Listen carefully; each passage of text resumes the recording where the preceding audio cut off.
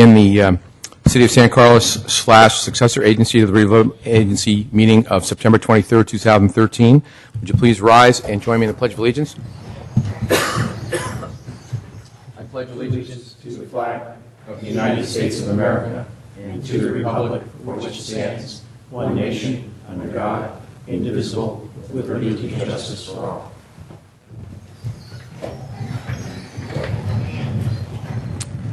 All right, changes to the order of agenda. Ms. Mendenhall, did you wanted to move up one of these items? Yeah, I Move up believe the, it's item 9B, 9B to, right after 7A. all right. Is there any other changes to the order of the agenda? All right, hearing none. Mr. Rubens, is there a report from closed session? No reportable items from the special meeting, Mr. Mayor. All right, thank you. Council communications and announcements are brief items from members of the City Council regarding upcoming events in the community and correspondence they have received. They're informational in nature, and no action will be taken on these items at this meeting. Anyone? Mr. Grocott. A couple things, not really meetings I went to, but just things I want to highlight to the council and see if we could have some consideration of these. The first one was we've got the boundary adjustment hearings going on. I think tomorrow is the last one. And I was wanting to know the interest of the council. I know some cities have taken an interest in what's being done, and they are looking at it as a council and then making their own council recommendation to either the committee, which we don't have time to do now because their last meeting is going to be tomorrow night, or we could make some kind of recommendation to the full board of supervisors on how we feel about the different plans and what the boundaries would be. So if the council is interested in putting this on the agenda and having a look and chiming in on it. Well, I think we can look at it. I think I think your point of we're a little too late for the tomorrow, but Yeah. we can agendize it after they. When are they supposed to come out with their choice? I know their meetings tomorrow, but when's? Yeah. I suppose it'd be within a week or two, though. Okay. Well, I guess at our next meeting, then we could do that. Yeah, Look we at could, it. we could. Although, as I understand it, I think that San Carlos is not going to. At least the ones that I looked at, they're not going to be split, as opposed At to some one of the- point, when I talked to you, I had called the mayor about this, and at that point, there were some plans out there that had us split. Yeah, but I think they've eliminated that. We may be in a different district possibly, Right. but we're not going to be split. So, Yeah. sure. Okay. And then the second item is I met today with Rahoy Antonio. She's the Government Affairs Director with the Apartment Association, California Apartment Association. And they were the ones that were, they had come to us and asked us to take a look at the sewer rates and how we charge those to different dwelling units and so forth. And they've not heard anything from the city about that process yet. That's been 5 months. And I wanted to see if the council would have any interest in at least discussing at our next meeting the idea of possibly doing an ad hoc of the council, and we would work with staff and also try to pull in some different interest groups, if you will, like the Apartment Association or other, maybe the realtors for single-family homes and that sort of thing, to get some input, commercial owners for commercial buildings and so forth, to get some input on what's the data that we're going to put into this and what are the parameters that we're going to be looking at and so forth. So, I was going to look to Mr. Maltby. Aren't we going to be getting that report like in the next 2 meetings? It's in November that you'll be getting a report, yes. Is it? And the individual that you had mentioned, Councilmember Grocott, has contacted in the last week Jay Walter, our Public Works Director, and they have a meeting scheduled to discuss that, but we are working on a meeting, so that's really the soonest we could get it to you anyway for discussion. So it's coming up. I think it's three or so meetings away. Just a question on that. So then that's coming to us as a full council, and that still gives us plenty of time to have some back and forth with staff before we finalize on everything.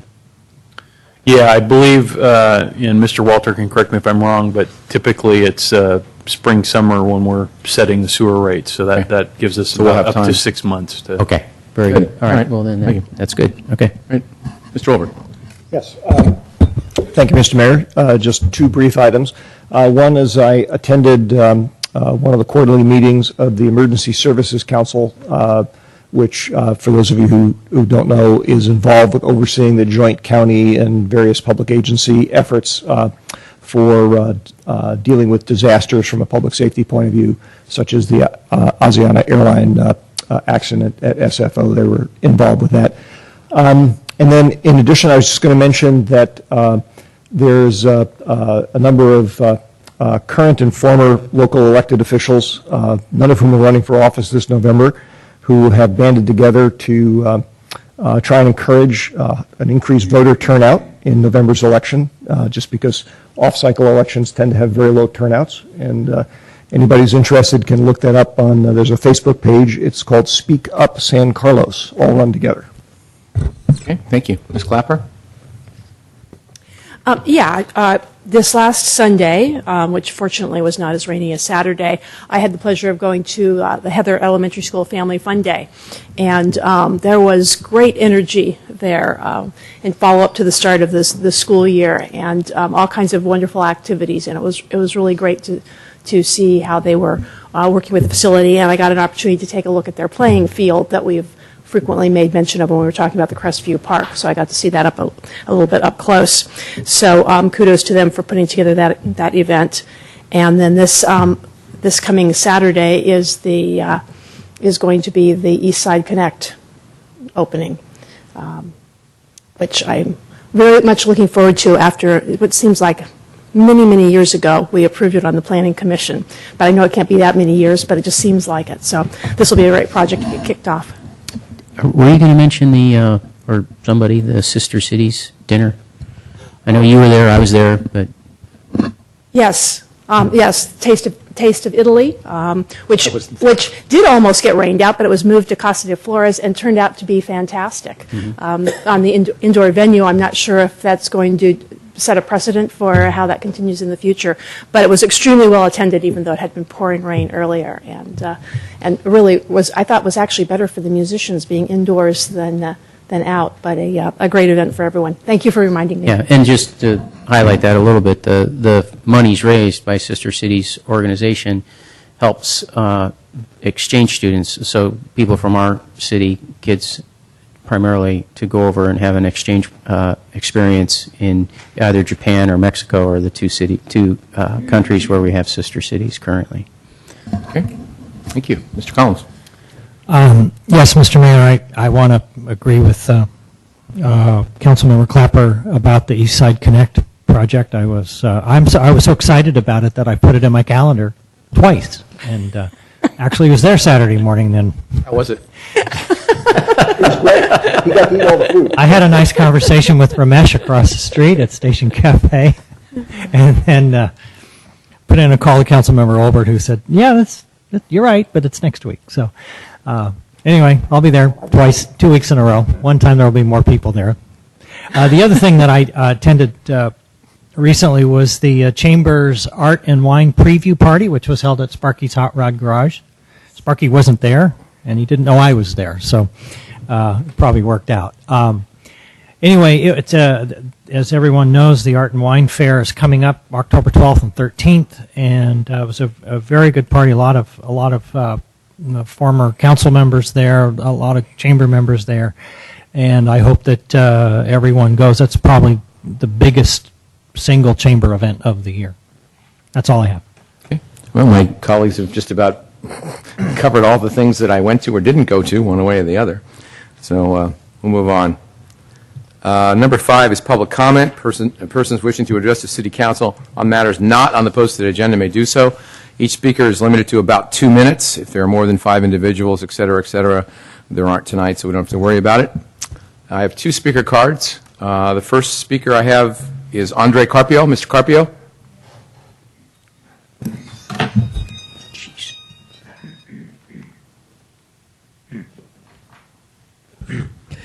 Good evening, ladies and gentlemen, dear City Council. My name is Andre Carpio, and I'm an habitual here. I come to expose my grievance about my solar car that was stolen here in San Carlo under your jurisdiction. And I have said last time I heard bad news about the influence of the city council over the police department, and it is very disturbing because this is it's a give and take. One says something and the other does contradict, and there is a lots of maybe misunderstanding, but the end result is that my car has been stolen and the police prevented me from taking possession of my car. And the police was told that by city council to let the car go with the thief. So I've been stuck ever since because the city council has ignored my grievance and has not taken any action, and the police department has disappeared, which is very convenient. So I'm going to send all of you a letter with questions, and based on this question, then I will take action.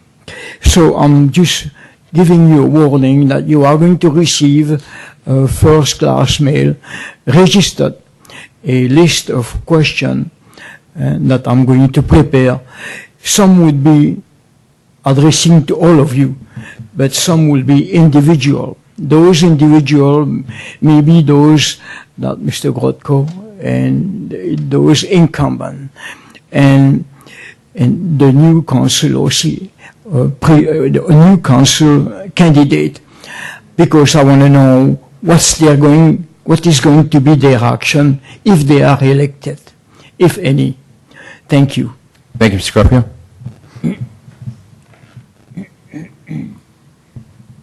Okay, one more speaker card.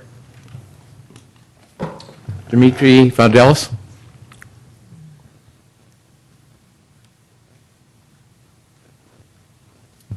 Good evening, council members.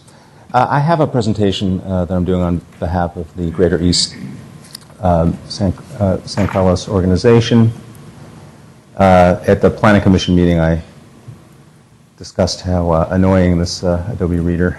Mr. Vandelis, how long is your presentation? I just timed it. It was about 5 minutes, so I beg the council's I'll give you 5 minutes, indulgence. sure. Because it's supposed to be 2, but we'll give you 5. Okay, thank you very much. So I don't know if there's a way to just increase this to do full screen. Does anyone's staff? Mr. Vandelis, why don't you try the arrows on the far end of the icon bar, the ones that are pointing to the upper right and lower left corner. Awesome. Thank you very much. All right. So I'm here to talk about Eastside Connect and the shuttles. Shuttles, as they currently run on Old County Road, are a significant safety hazard. You can see from this picture how it's blocking the lane. They block traffic. You can see how far off they are from the curb. They're not using the bulb in.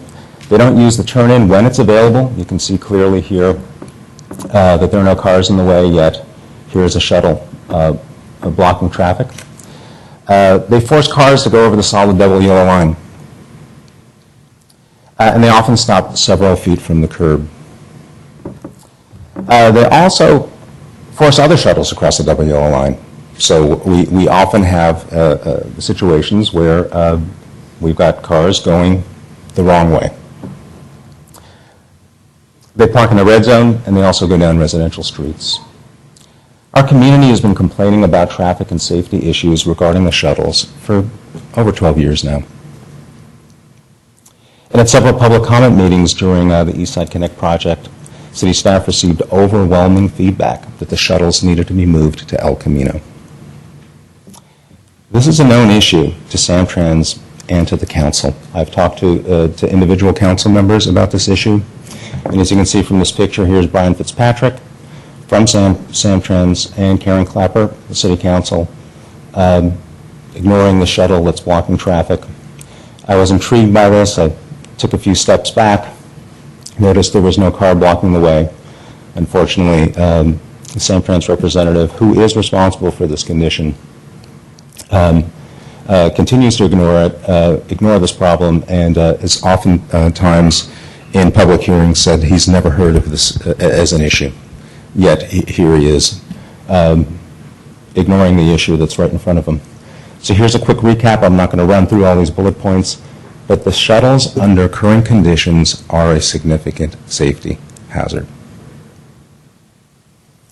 Now, the reason I'm bringing this up is at the last Planning Commission meeting, there was a traffic study and Eastside Connect plans. I had asked for these earlier from city staff, but I received them just last week.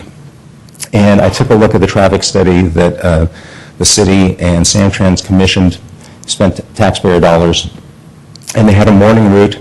The current route is in is a sort of dotted line here, where they go up Holly Street in the morning, turn down Old County, go down East San Carlos, across Industrial and back. And the alternate route, they showed only one alternate route, up Holly, across El Camino, flipping a U-turn and dropping off traffic. In the afternoon, the shuttle study, currently the shuttles go up go up Holly Street, turn on Industrial, avoid the traffic in the afternoons, go up San Carlos Avenue, and then theoretically go down Branson, but they oftentimes go down these residential streets. And the traffic study only looked at this route going into traffic on Holly Street and flipping a U-turn. There are many issues with this traffic study. It only included the Redwood Shore shuttles. It didn't include other Samtrans shuttles to Belmont or any other shuttles. The alternate routes didn't bypass Holly in the afternoon, creating an apples to oranges comparison. So this 3 to 5 minute increase that the study showed is really an unfair comparison. And I asked the question, why didn't the study include routes that bypass Holly by going to Britton or Taylor? And why did the study ignore Eastside Connect plans? And you may ask me why I asked that question. Well, the new drop-off location for the shuttles is by McHugh. So during the afternoons, if the shuttles continue going where they go, they can't go from East San Carlos and drop off passengers here. They'd have to flip some kind of U-turn. There are numerous other issues that are created, but right now, as it's currently designed, Eastside Connect has an intractable problems if we leave the shuttles on the east side. Additionally, as I showed you with the current traffic conditions, Eastside Connect is going to narrow the traffic lanes from 19 to 22 feet on the locations on Old County Road. They'll be narrowed down to 11 feet in many areas. Remember, they're going to be narrowed for Eastside Connect, so the conditions are going to be more dangerous than they currently are. And you saw what the conditions are. On East San Carlos Avenue, the lanes are going to be narrowed from 12.5 feet to 10 feet. And additionally, Eastside Connect adds a bike boulevard, which I highly applaud and encourage, but encouraging cyclists and continuing the shuttle out on East San Carlos increases danger to pedestrians and cyclists. So as a recap to the shuttle routes, the new drop-off locations by McHugh, but the current routes do have different routes. And the study, frankly, was substandard. And I asked, why our taxpayer dollars were spent on a study that it took 5 minutes of my examination to see the flaws. So in closing, I'm asking the council to move the shuttles now. This has nothing to do with any other project other than Eastside Connect. It has everything to do with the safety of our residents. This is now part of the public record. I'm asking what liability does the city and the individuals in this room who have been informed of this situation have in regards to liability, God forbid, an accident happens to one of our residents or our kids. And when I brought this up at the Planning Commission, staff's response was, hey, let's add another turn-in, completely ignoring safety issues and the fact that the lanes are being narrowed. And there's been turnover in staff, so the folks who were there during the original planning meetings, I was on the steering committee for this.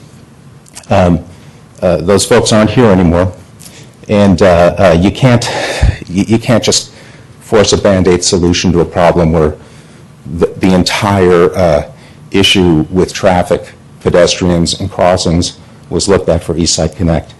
I tried to bring this issue up to staff over the past few years and was told, hey, it's a done deal, we're not going to make any changes. So I ask the council to be very, very careful about any rash decisions that don't include a holistic view about the project and add another shuttle stop where there's even less room, which was what staff was suggesting earlier, and does nothing to address the safety issues. So I'm asking staff, show some good faith, address a pressing East Side issue, and do something about it now. Thank you very much. Thank you for your time.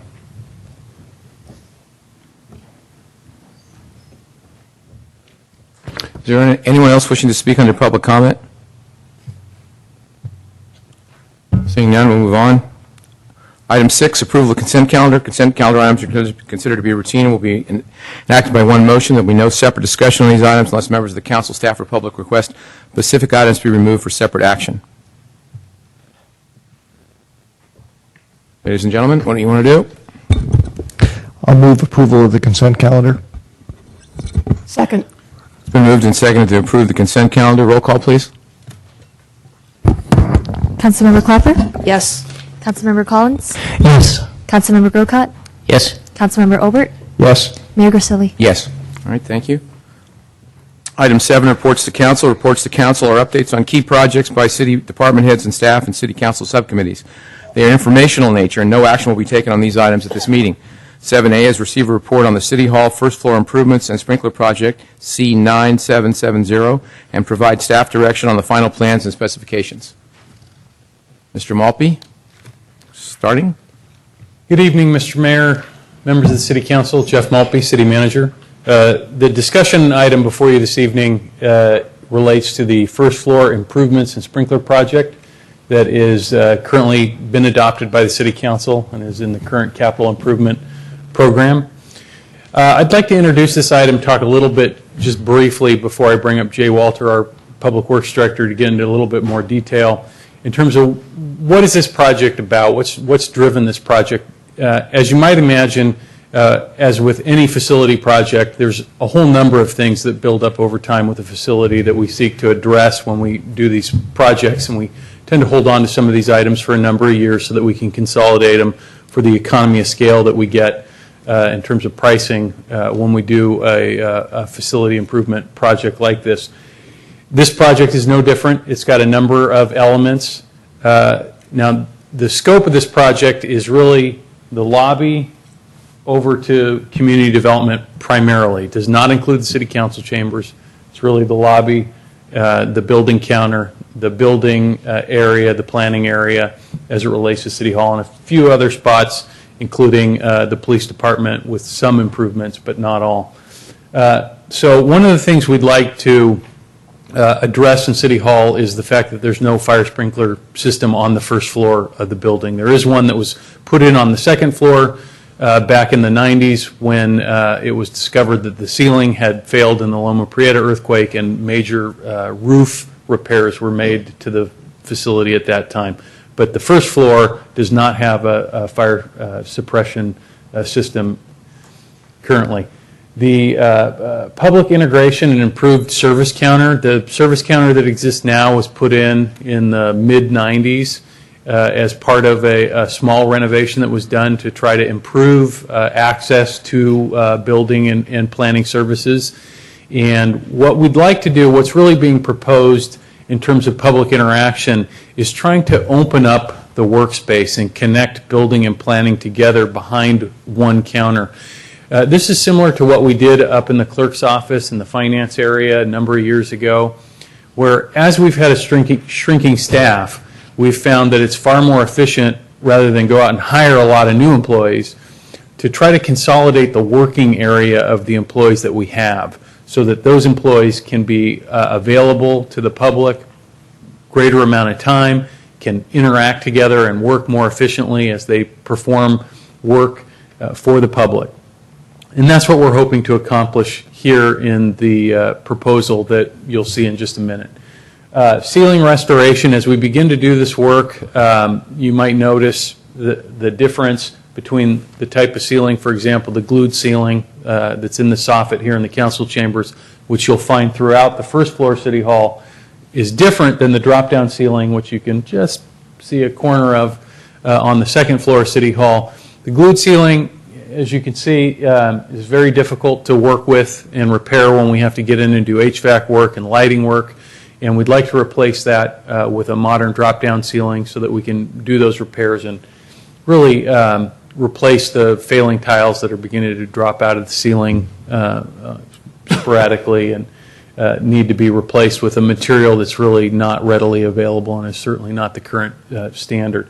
While we do that, we'd like to prep for new lights.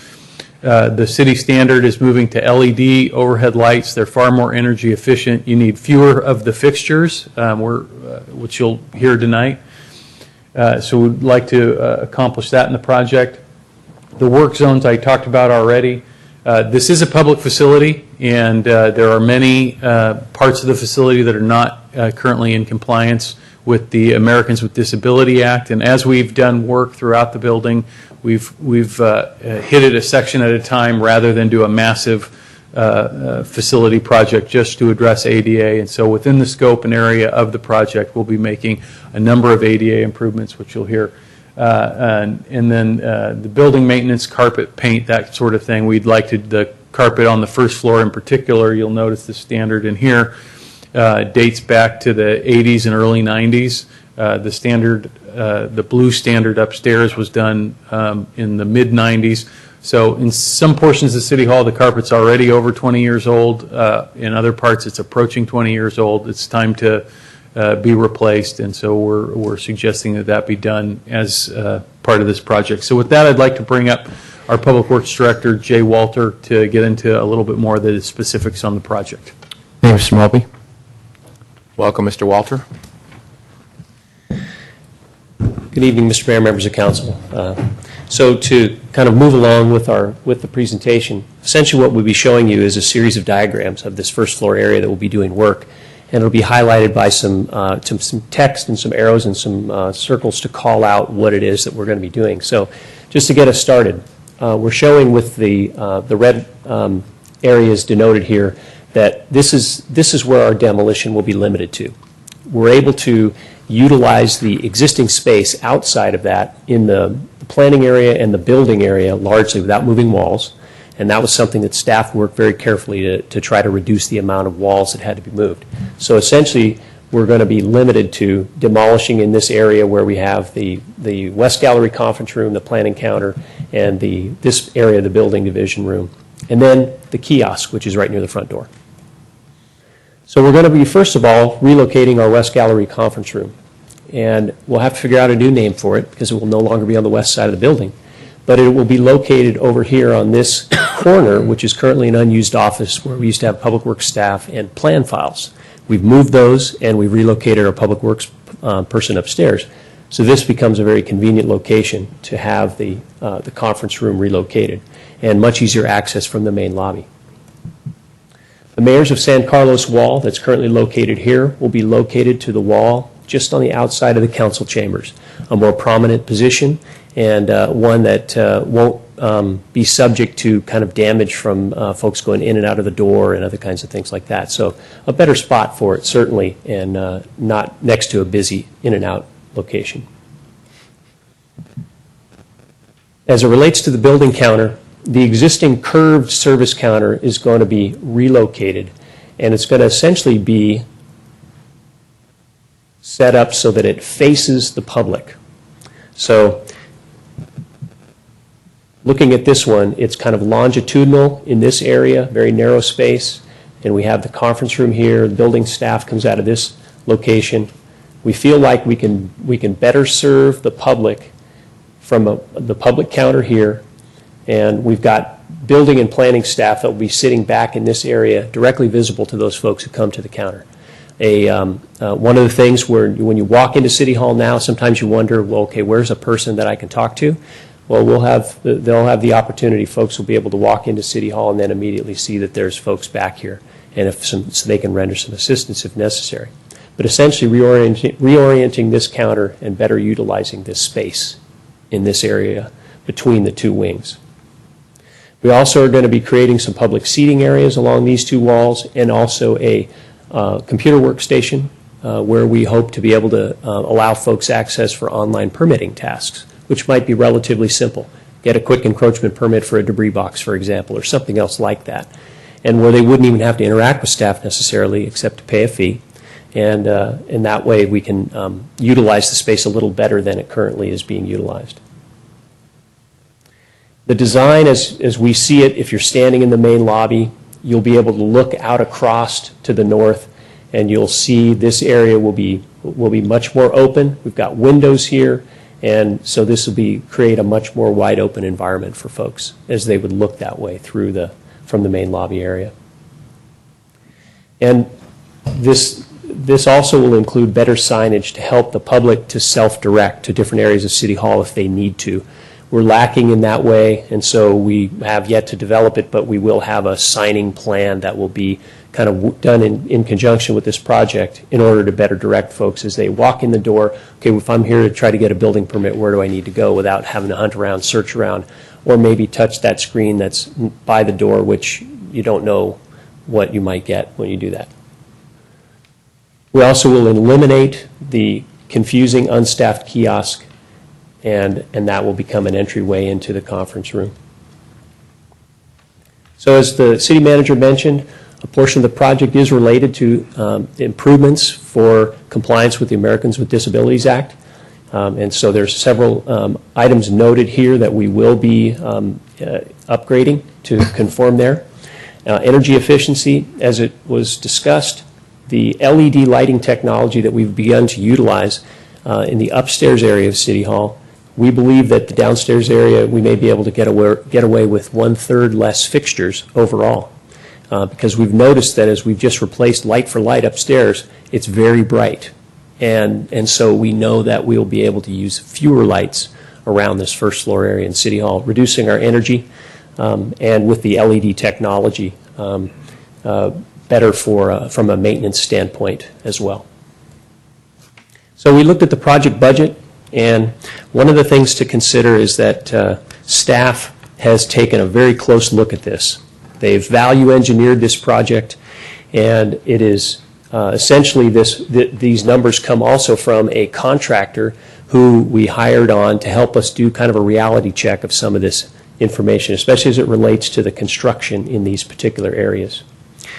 And so we were trying to figure out exactly how much potentially had been saved by going through this value analysis, the value engineering of the project, and we figured that it may be as much as 25%.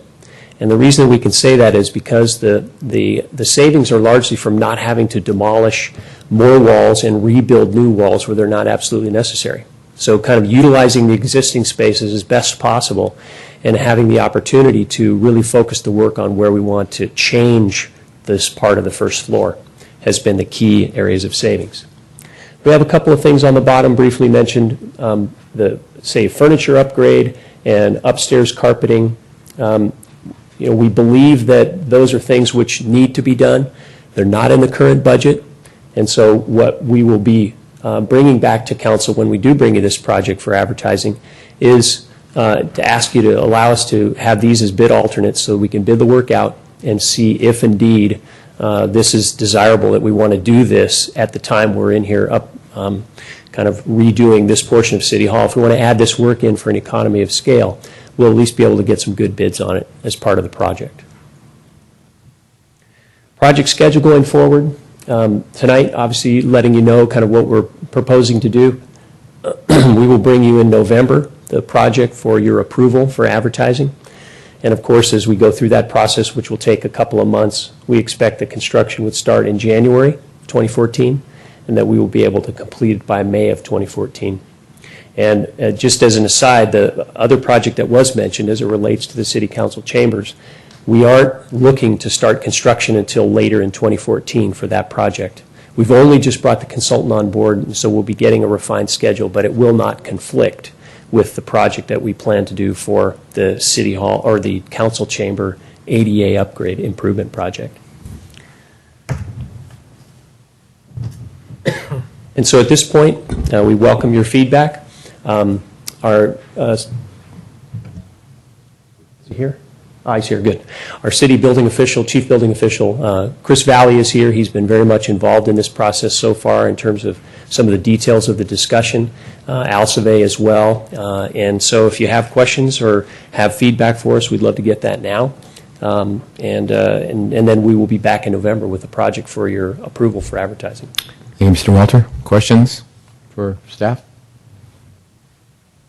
Ms. Clapper? I have a few questions. In looking at the change from what we currently have out here to what you've proposed, you talked about moving the mayor's wall. What about the small display area that has information for the public to be able to pick up different brochures? Where are they going to be able to find that kind of information in the future? Well, that'll be something that we'll design into this. We'll find locations for that. At this point in time, we have not settled that. But again, I consider that kind of part of the signing and directional part and we'll find available location that we can have those brochures. So it's a detail that we have not yet completely figured out. I think that's one of the features of having this public location, that people can come in and find information themselves. I know it was one of the issues that we dealt with in looking at the library, and where people would be able to pick up information about things that would make them aware of either how they could live more smartly or their events they could go to or whatever it may be. So I want to make sure that we don't just push that out and think, oh, well, at some point we'll find a space for it, because I think how we present that should not be an afterthought. So I would encourage you to come up with some great solutions, keeping our community members in mind. I'm also interested in understanding a little bit more, looking at the project budget. When you refer to police and common areas, I'm not sure I followed on the common areas, but when you're saying police, what? Well, in the police area right now, there are no fire sprinklers. Okay, And so that's we do have, okay. as the city manager mentioned, we have a portion of the first floor outside this half of the building that we do need to do some work as well. So that's the reference to the police area. Okay, so it would be the fire and lighting also, then, to make it continuous with the rest of the Yes, first floor? the first floor upgrades essentially is we're looking at carpeting, sprinklers, and the ADA upgrades kind of generally all over the place on the first floor. But there's no reconfiguring remodeling of over the there. space, or, okay. No. All right, because that just seemed like a pretty big chunk of the budget, so I wanted to make sure I was clear on that. And in the design as it is proposed to be, is there flexible space that can be used for interns or visiting subject matter experts or consultants, as staff may need those people to come in to work with them on any projects? I'm getting the head nods that yes, that's the case. That we don't have every cube designated as occupied, so there will be some space for that. Okay. And I think you mentioned this, but I didn't write it down. What is the proposed elapsed project time for the actually completing the project once we? We would be looking at starting construction in January 2014 and completing in May 2014. January, May. Okay, thank you. Mr. Collins? I just had one question, Mr. Walter. I was trying to figure out why the building and planning area costs $460,000. Is it because what's involved in putting in the sprinkler system is so expensive that you've got to take ceiling off and you have to install water lines and that sort of thing? Well, the building and planning area also includes this remodel portion in here. Mm-hmm. So that's a portion of what's driving that cost, at least as it relates to the $460,000 construction cost. So, I'm sorry, you just said something about the walls, or the walls being, the walls You're are going knocking to the walls be down. moved You're back. eliminating the West Gallery, you're eliminating Okay. the So folks you're where the folks are hiding now. That's right. So the existing walls for the West Gallery conference room here, all of the ceiling area and the counter for the planning, as well as the wall that's along what is considered to be the East Gallery, old conference room, but just happens to be a portion of the building division space right now. Okay, I think that was where I was, I don't think I was seeing that you're actually widening that entire area. That's correct. Okay. All right, thank you. Mr. Grocott? Yeah, I just had a couple of questions. You didn't say too much about what happens during construction, like temporary facilities. Can you hit on that? And Very good my point. particular interest is, making sure that the contractors and the public that come in have a place to do business. I have a tent outside.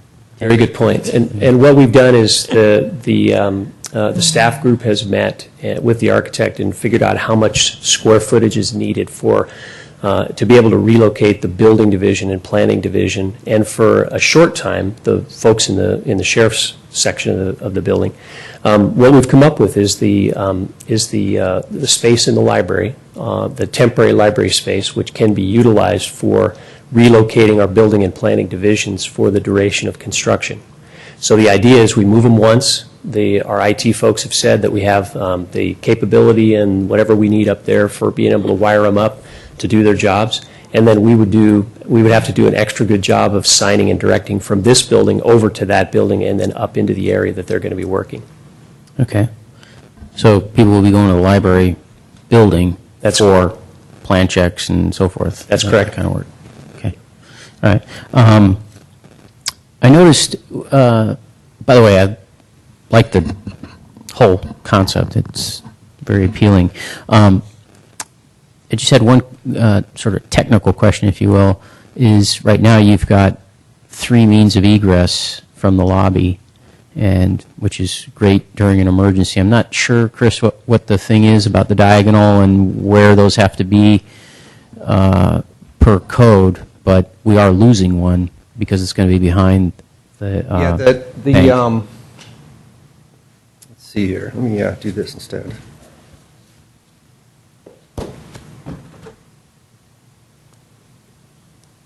Okay, it's not working. Anyway, Just use the mouse. there we go. The exit that you see right here. Yeah. That will be staff use only. These 2 exits here and here will suffice for public and staff, for that matter. So the entrance here into the building division, the entrance over here into planning, plus these doors here will suffice for our egress. So cutting the diagonal and all that kind of stuff that the code requires would be cool. We're fine there. Okay. Especially given that we're adding the added safety measure of sprinklers as well. So okay.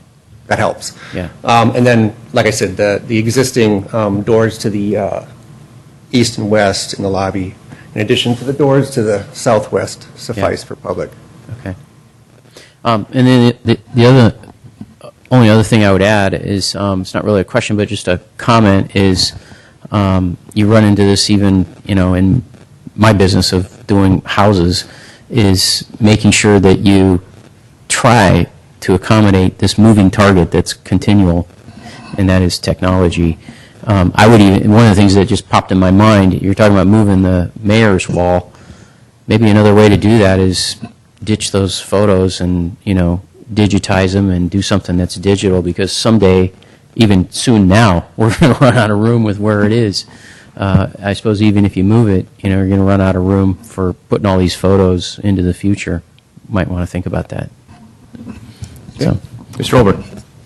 Thank you, Mr. Mayor. And actually, segueing off of Councilmember Grocrott's last comment, I think that's a great idea of digitizing them, because then I could see something other than a tree removal permit, which I think is the only thing that ever shows up on that screen outside council chambers. There are some construction updates on there, too. My timing must be terrible. It's always the trees. Just had three quick questions. One is, in general, Mr. Walter, do you know roughly how long ago it was that these areas were last remodeled? I don't have that information. I'll look to our other folks if they know. I don't. The last work that I am aware of on the first floor on this side of City Hall was done in the mid-'90s, sometime between, I think, 96 and 98, when that counter was put in. In terms of the offices themselves, it would have been before that, and you can tell because of the carpet standard dates back far previous. There has been various projects and work done in the police area over the years. That's an area that tended, because it's an operation that works 24/7, to wear itself out more frequently. And so there's been minor work. Some walls have been moved around. But in terms of this significant remodel, it's been a while. In terms of the significant work on the first floor, it's been quite a while. Like I said, the significant work that was done on the second floor really first began in the late 90s as a result of the fact they were replacing the entire ceiling and roof infrastructure of the building, which caused them to do some other things. And then several years ago, when the city was going through some significant cutbacks and eliminating staff, we wanted to open up some of the work areas so that we could continue to have enough bodies behind and associated with counters to try to maintain the service level to the public. Okay, thank you. The next question I had is, I very much like the concept of bringing the staff more out into the public view and providing, therefore, more interaction with the public, because I think you're absolutely right. I mean, there's a lot of times, even when I walk into City Hall, it's like, where is everybody? You know, and who are you going to talk to? But I did have one question. When I looked at the plans, there are quite a number of workstations that are cited in the plan that are there, and I'm not talking about the counter, where I would envision architects and contractors talking to planning and building staff. But they're sort of built around the entire lobby area. I was just wondering what the purpose of those were. Is staff going to be working at those, or are those? Are these the ones you're talking about? Or the ones in the back? No, it's towards the council chamber. Let me see. I'm looking at the plan that was in the attachment. It shows, for example, 8 workstations right outside the council chamber doors. No, you reversed it. They're back in the back. No? Sorry. Isn't it the council chamber? Oh, those are seats. Those are chairs. Those are chairs. Okay, they were labeled as workstations. Maybe they're just chairs. Chairs, lobby seating. That's correct. Sorry. Yes. Chairs make perfect sense to me. Workstations, I was trying to visualize what those were going to be doing. Right. Okay, last question, which is, I recognize, my perennial question, since the financial side here, the numbers are higher than what the budget was.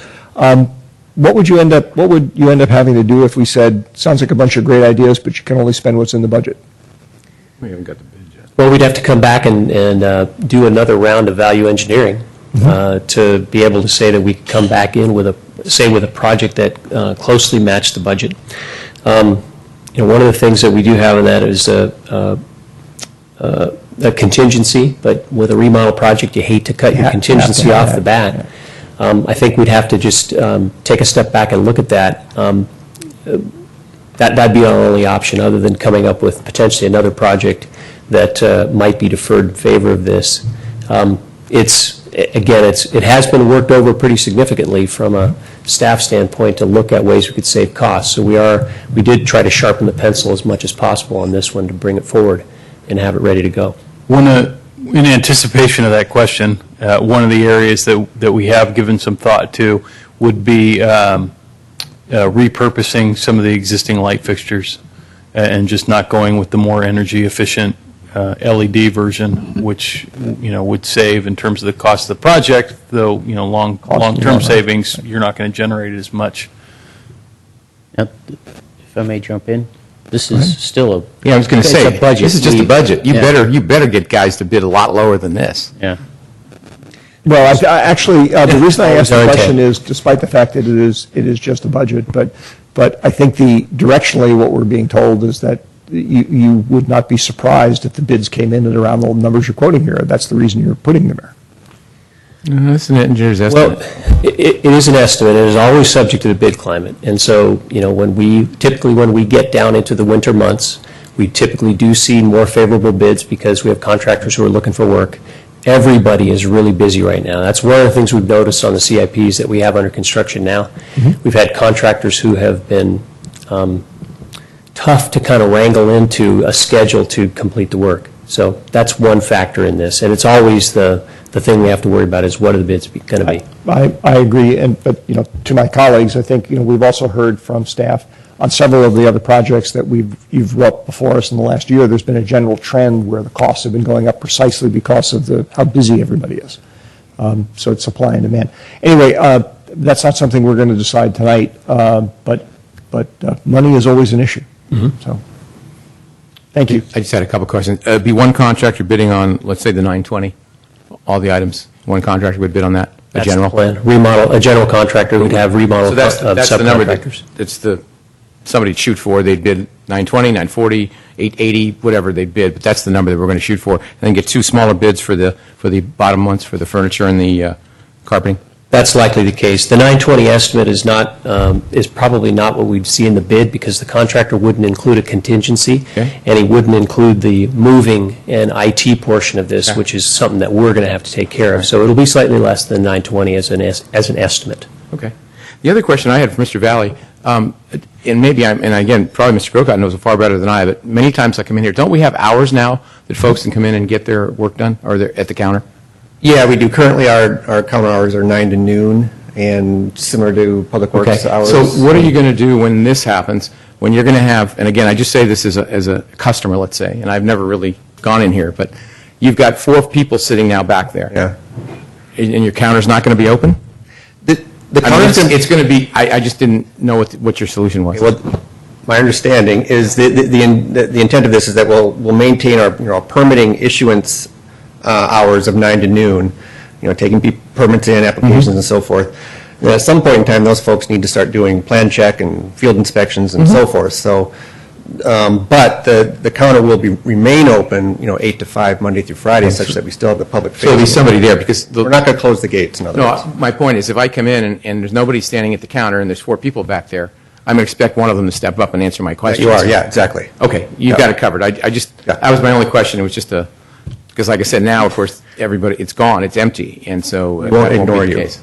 Okay, thanks, Chris. I figured you had it, but I just thought I'd ask. Mr. Mayor, Yes. I can tell you, like, for instance, Sunnyvale has a similar setup where you can see people, but first you got to get kind of past the gatekeeper, and Understand. people come forward to help, but it's not... As long as there's somebody to answer your question. I mean, I'd be very frustrated if, it's like going into a restaurant and you see all the waiters standing around, and you're going, Menlo Park's the same way. You walk in and you can see everybody, so... okay. Well, as long as somebody comes up. Thank you, Mr. Walter, and Mr. Valley, and Mr. Savay, and everybody else who worked on this. Thank you.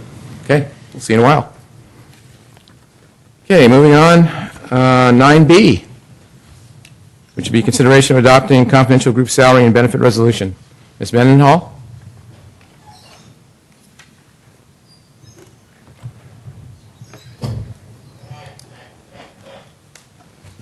Good evening, Mayor and City Council. Rebecca Mendenhall, Administrative Services Director.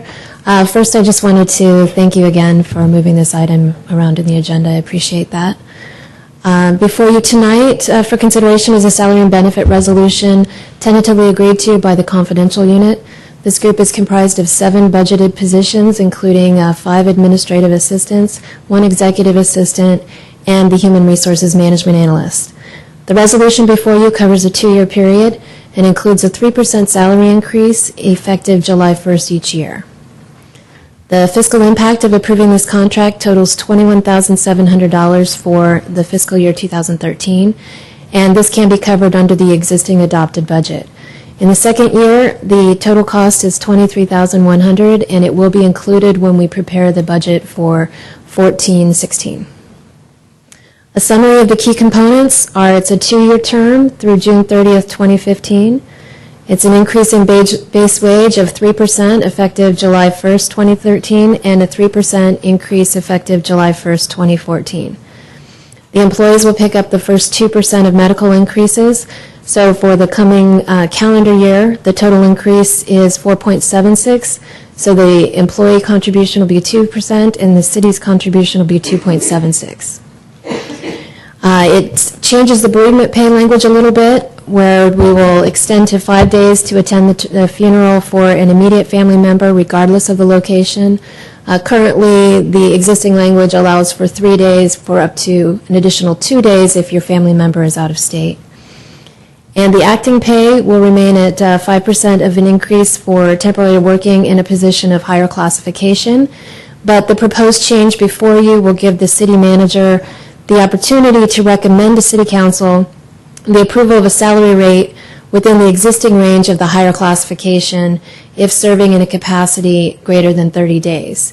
And just a small housekeeping item on that item, under Section 3 of the resolution in your packet, the sentence should read payment may instead of payment shall. So I'm happy to answer any questions if you have them. Questions for Ms. Mendenhall? No questions? Okay. I'll entertain a motion for this then.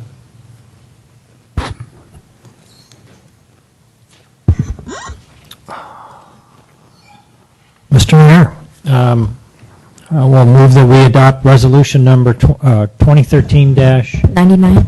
99, resolution of the City Council of the City of San Carlos adopting the salary and benefit resolution between the City of San Carlos and the confidential group.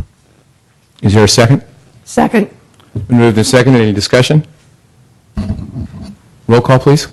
Councilmember Clapper? Yes. Councilmember Collins? Yes. Councilmember Grocott? No. Councilmember Obert? Yes. Mayor Grisilli? Yes. All right, thank you. Thank you, Ms. Mendenhall. Good luck tomorrow. Item 8A, study session, Holly 101 bike and pedestrian crossing alternatives. It's a verbal report only. Mr. Walter, are you back?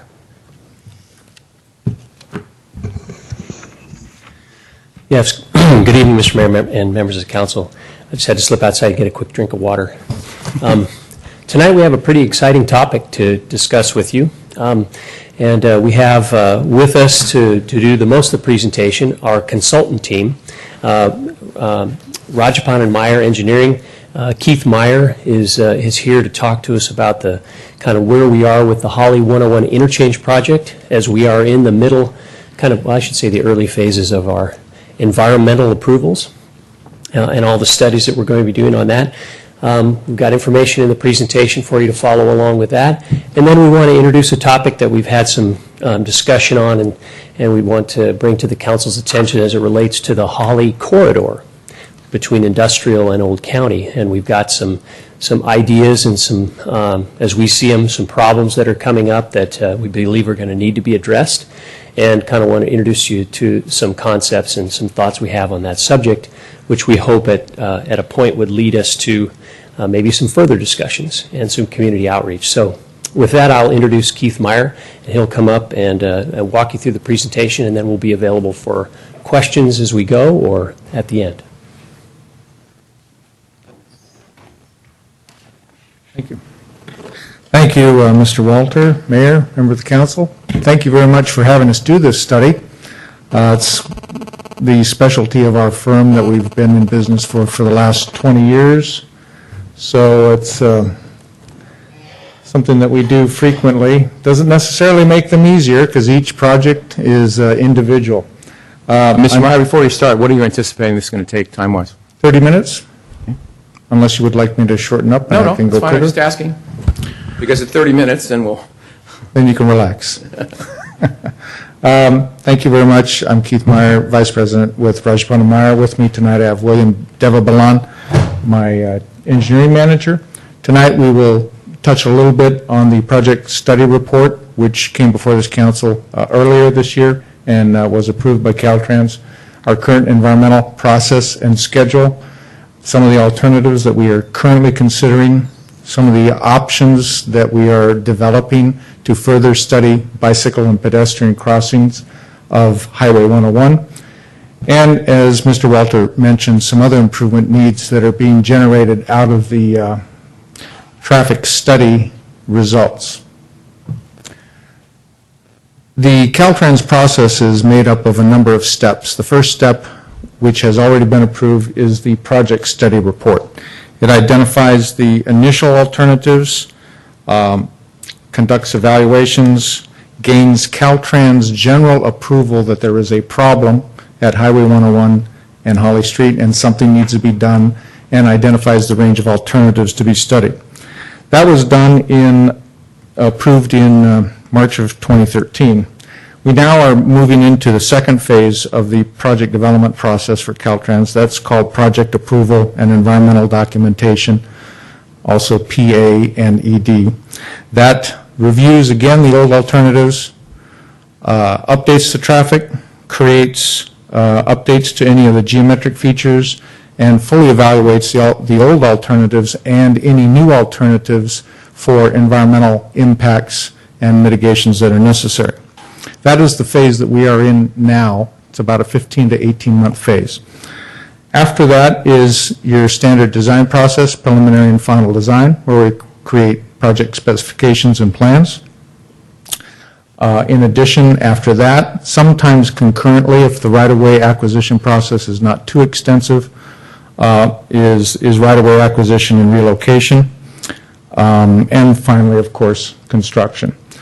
The total length of time from this point going forward can be 5 to 6 years. Sometimes we can save up to a year if right-of-way acquisition is not too complicated, which we would hope would be the case in the interchange project that we have under study right now.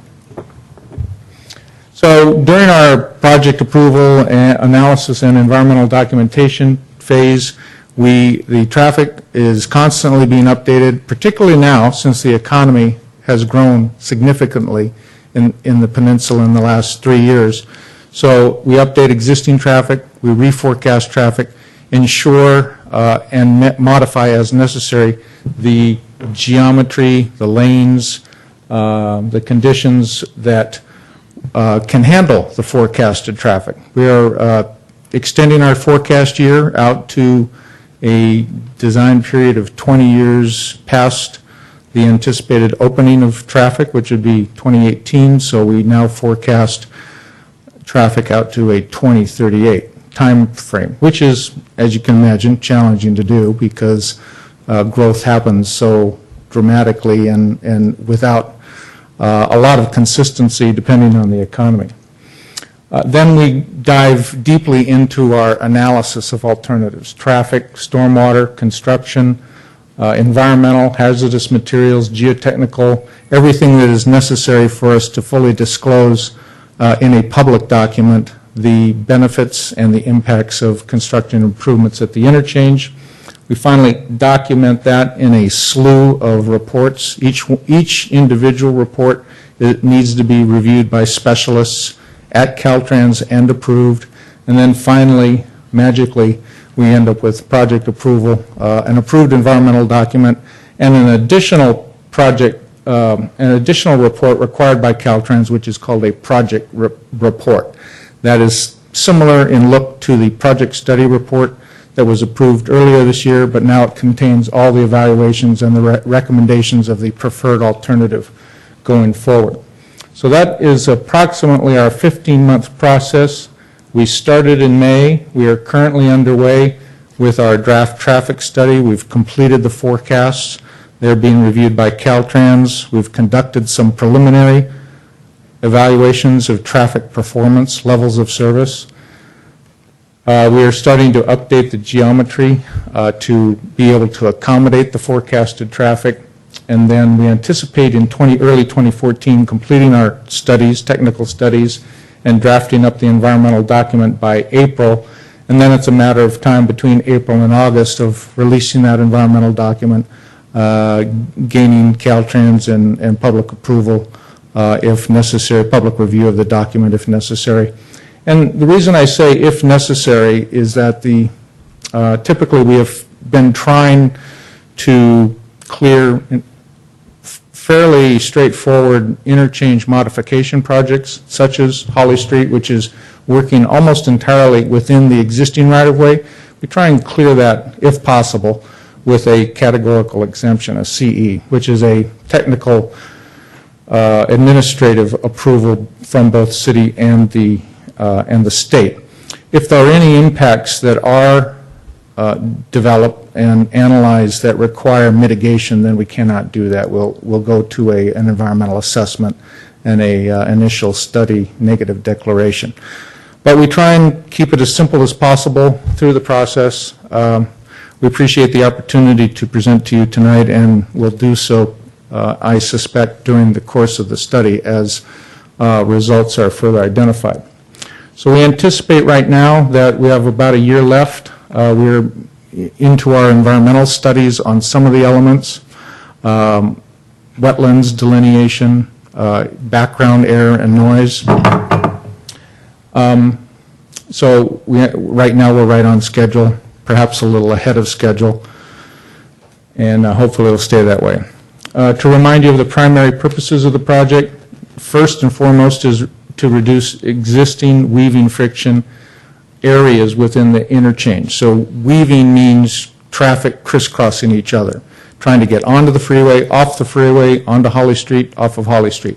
In this particular case, when we have the design that we have, a full quadrant cloverleaf, both Holly Street and Highway 101 are affected by weaving traffic. The goal here is to simplify that by eliminating weaves both on Holly Street and Highway 101. Many times the weave causes traffic to back up on Highway 101 ramps. We seek to eliminate that. Certainly, a goal is to reduce traffic congestion at Holly Street and Industrial. This is particularly important because of the hospital project and the Transit Village project that are going to increase traffic along Holly Street. The other major part of this project is to improve bicycle and pedestrian connectivity across Highway 101. It currently doesn't exist in a very good fashion. You're wrestling with traffic, and there's minimal pedestrian facilities right now. So that's a big part of the project, sort of a twofold major goal.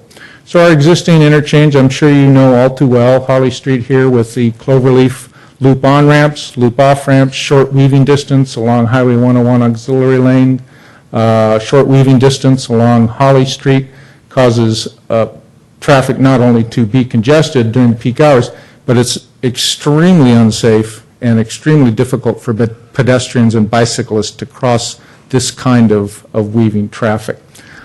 We have existing one little signal at the southbound ramp to control traffic before it gets over to Industrial. There's no bike lanes. There's a small 3-foot sidewalk on the south side. It's not a very pleasant place to be if you're not in a car. It's difficult in a car, but it's particularly challenging not in a car. And short weaving distances. So this photo simulation after construction eliminates the loop ramps from Highway 101, brings the exiting traffic into traffic signalized intersections, both in the southbound and northbound direction. The loop on ramps remain as they are today, a little bit wider because we're consolidating movements. We'll tighten up the southbound entrance ramp to southbound, the ramp from Holly Street to southbound 101, so that we have more distance between Industrial and the ramp terminus. And we'll be adding bicycle lanes and bicycle through a series of alternatives that have been developed.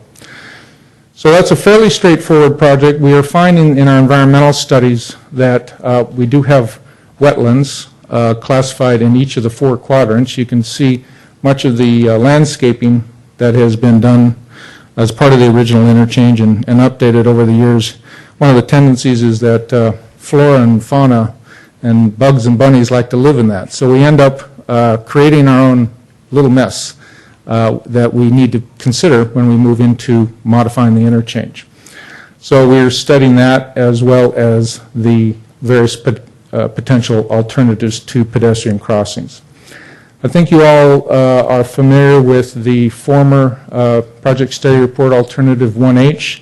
This was the city's preferred alternative going into the project study report, which connected to the bike boulevard along San Carlos Street, and then a connection underneath the on-ramp, winding through the interchange up and widening Holly Street a little bit to get over Highway 101, creating a Class 1 path, then looping down into the interchange underneath a series of ramp bridges, and then connecting back up to the east side of Highway 101. This alternative was found to be not viable by the local district of Caltrans for principally maintenance and the unconventional alignment, not anywhere in this particular district of Caltrans.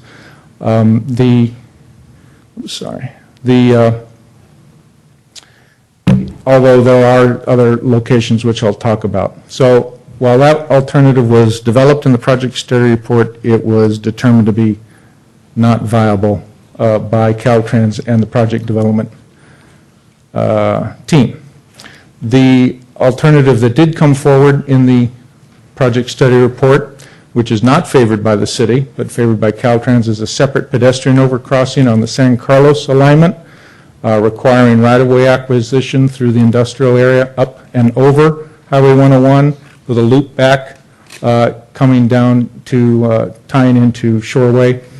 Also, this alternative added some bike lanes to Holly Street overcrossing. The goal here was a direct connection with the San Carlos bikeway corridor, being able to come across Highway 101 and then eventually connect over to the east side of the interchange. The biggest downside of this alternative is its cost, as well as its right-of-way acquisition requirements in the industrial area. Portion of this is not a public road, and creating a structure barrier across that will have some significant impacts in acquisition. So, those are the starting points that we are taking off from for our environmental phase.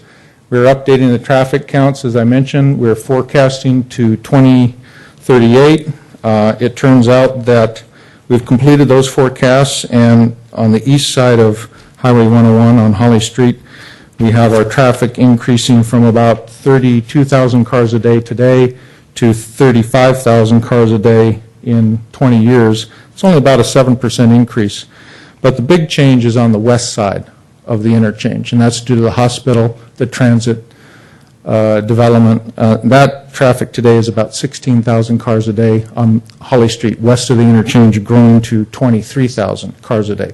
So it's a big change, and that means that there'll be more traffic coming in and complicating the interchange operations as well. So we're in the midst of updating the traffic analysis. In fact, our team met with Caltrans yesterday on the forecast, and will continue through the fall to complete the traffic operations analysis. We are updating the interchange layouts based on these new traffic numbers. We don't anticipate a huge change to the design that was contained in the project study report, just perhaps extending some storage lengths and ramp meter lengths and things like that. But we did find that because there's a stalemate, if you will, between Caltrans and the city on which pedestrian project should occur, that we need some further analysis there. That's one thing that we've been focusing on for the last month or two. We are underway with our key environmental studies, wetlands, noise, particularly for the hospital, and looking at all the studies that are necessary, hopefully coming up with a CADX, but that process will dictate what our final environmental document is. So just to recap, our POC alternative, the one recommended in the project study report and will carry through the environmental phase is the former alternative 1G. We're calling that our alternative 1 in the environmental document. This creates our POC South. It does include 8-foot sidewalk on the south side of Holly Street overcrossing, as well as 8-foot bike lanes on both sides. Reduces the travel lanes from 12 feet to 11 feet to accommodate that. It's the most expensive of the alternatives. Right-of-way was estimated in the project study report at $5.5 million, construction at $14.5 million, with total cost a little over $20 million. The alternative typically is, this is the pedestrian overcrossing at Monte Diablo up in San Mateo. It can be designed in any sorts of fashion. It can be simple concrete. It can be very fancy with, the fancier it is, of course, the more expensive it gets. So it's something that is a fairly typical design approved by Caltrans throughout the Bay Area.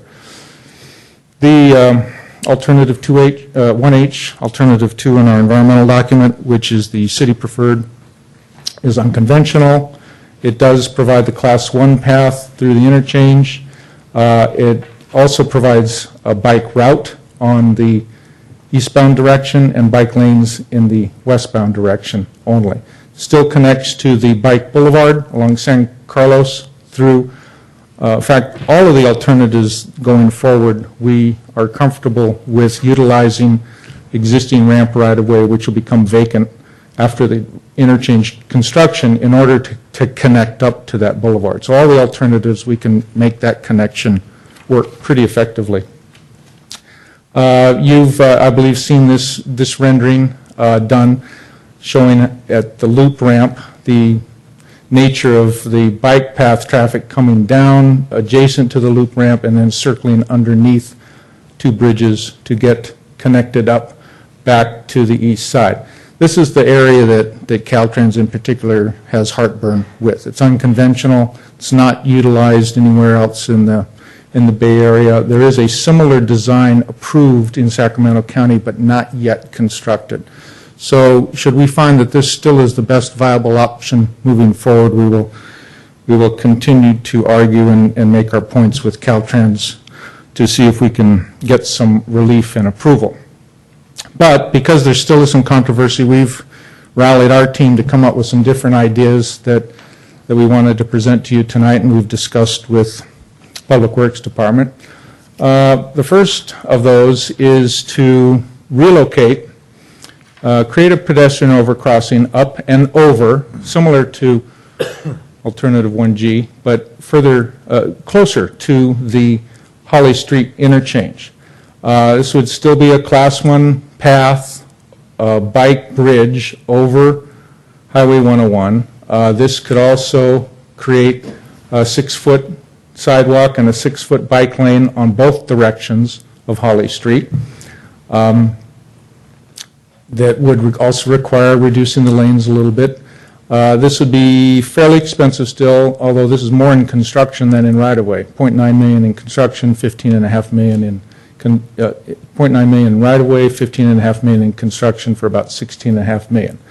This is very similar to the project built at Broadway in Burlingame. There's a pedestrian bridge that's immediately south of the interchange. It was built out this wide because of the future design of the Broadway 101 interchange, which this coordinates with. So this is a very similar kind of project and a similar idea.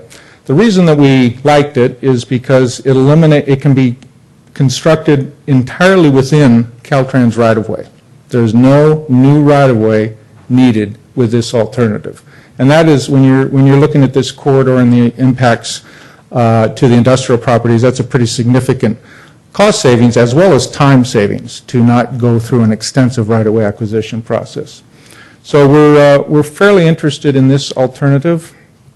Another alternative that we came up with was to why just leave the pedestrian overcrossing on the south side, instead looking at the north side.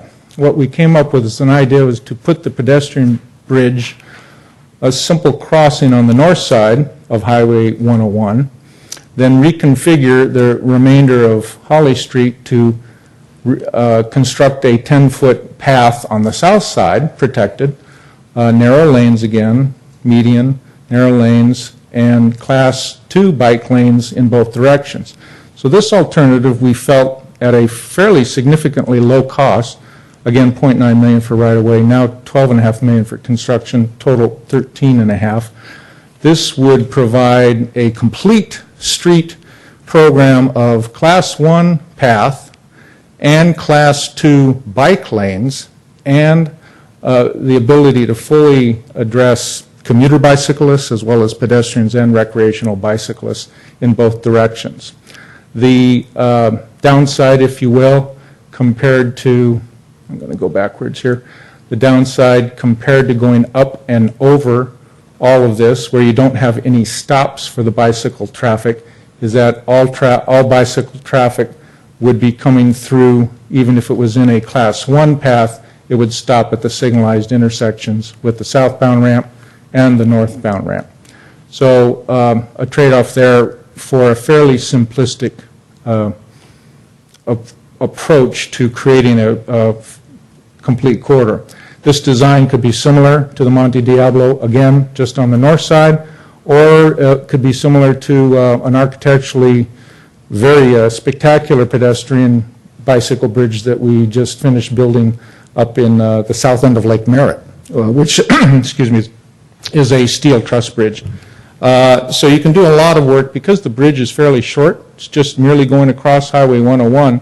There's a lot you can do with it aesthetically and perhaps creating a nice entry monument into the city.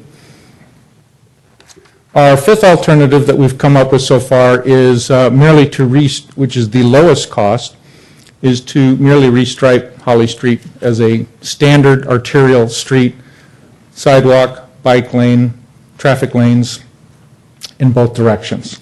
This requires all traffic just to be either on the sidewalk, pedestrians on the sidewalk, all bike traffic in the bike lanes, less safe for recreational bicyclists. Commuter bicyclists will always be on the street.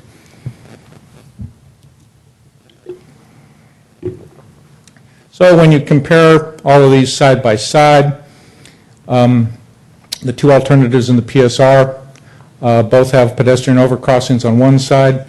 Our alternative 3 has pedestrian crossing on POC bridge on one side. Alternative 4 has a POC connection on both sides, and alternative 5 has none. Bike lanes, for all alternatives, have bike lanes on both sides except for the city's preferred, which actually only had a bike route on one side and a bike lane on the other in the westbound direction. Significant right-of-way acquisition only with the Caltrans preferred alternative, the others only for intersection improvements. All the other designs are conventional designs typically approved by Caltrans except for the city preferred alternative, so there's still that uphill battle there. And the cost for each, currently Caltrans preferred is the most expensive. Just restriping to a standard arterial street kind of design is the least expensive. The second least expensive would be alternative 4 with a small pedestrian crossing bridge on the north side. And city alternative 2 next most expensive, and then alternative 3 to the south. So those are the alternatives that we've come up with so far. We're going to evaluate each one of those for pedestrian and bicycle travel times, safety, cost, environmental impact, and be coming back at a later date to share the results of that analysis and hopefully get a preference from the city on which way to go forward.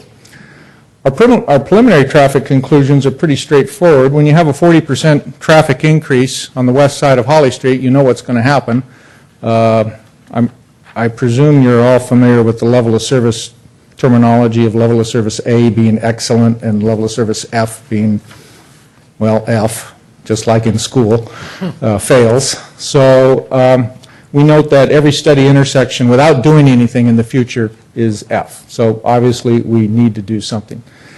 Some other important conclusions, however, is that the westbound queue that develops at Holly Street, El Camino Real, Old County Road, without doing anything, would extend past the Holly Industrial intersection, thereby affecting the operations within the interchange.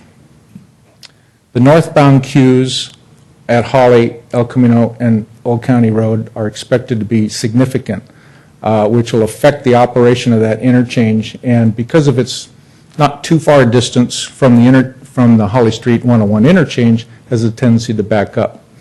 Now, while the proposed interchange project improvements are expected to improve level of service immediately at the interchange, what is really coming to the forefront in our study is that additional capacity improvements are needed west of the interchange from Industrial to El Camino Real to service this additional demand that's growing. This, as it turns out, is going to be your highest growth demand in the future on a percentage basis.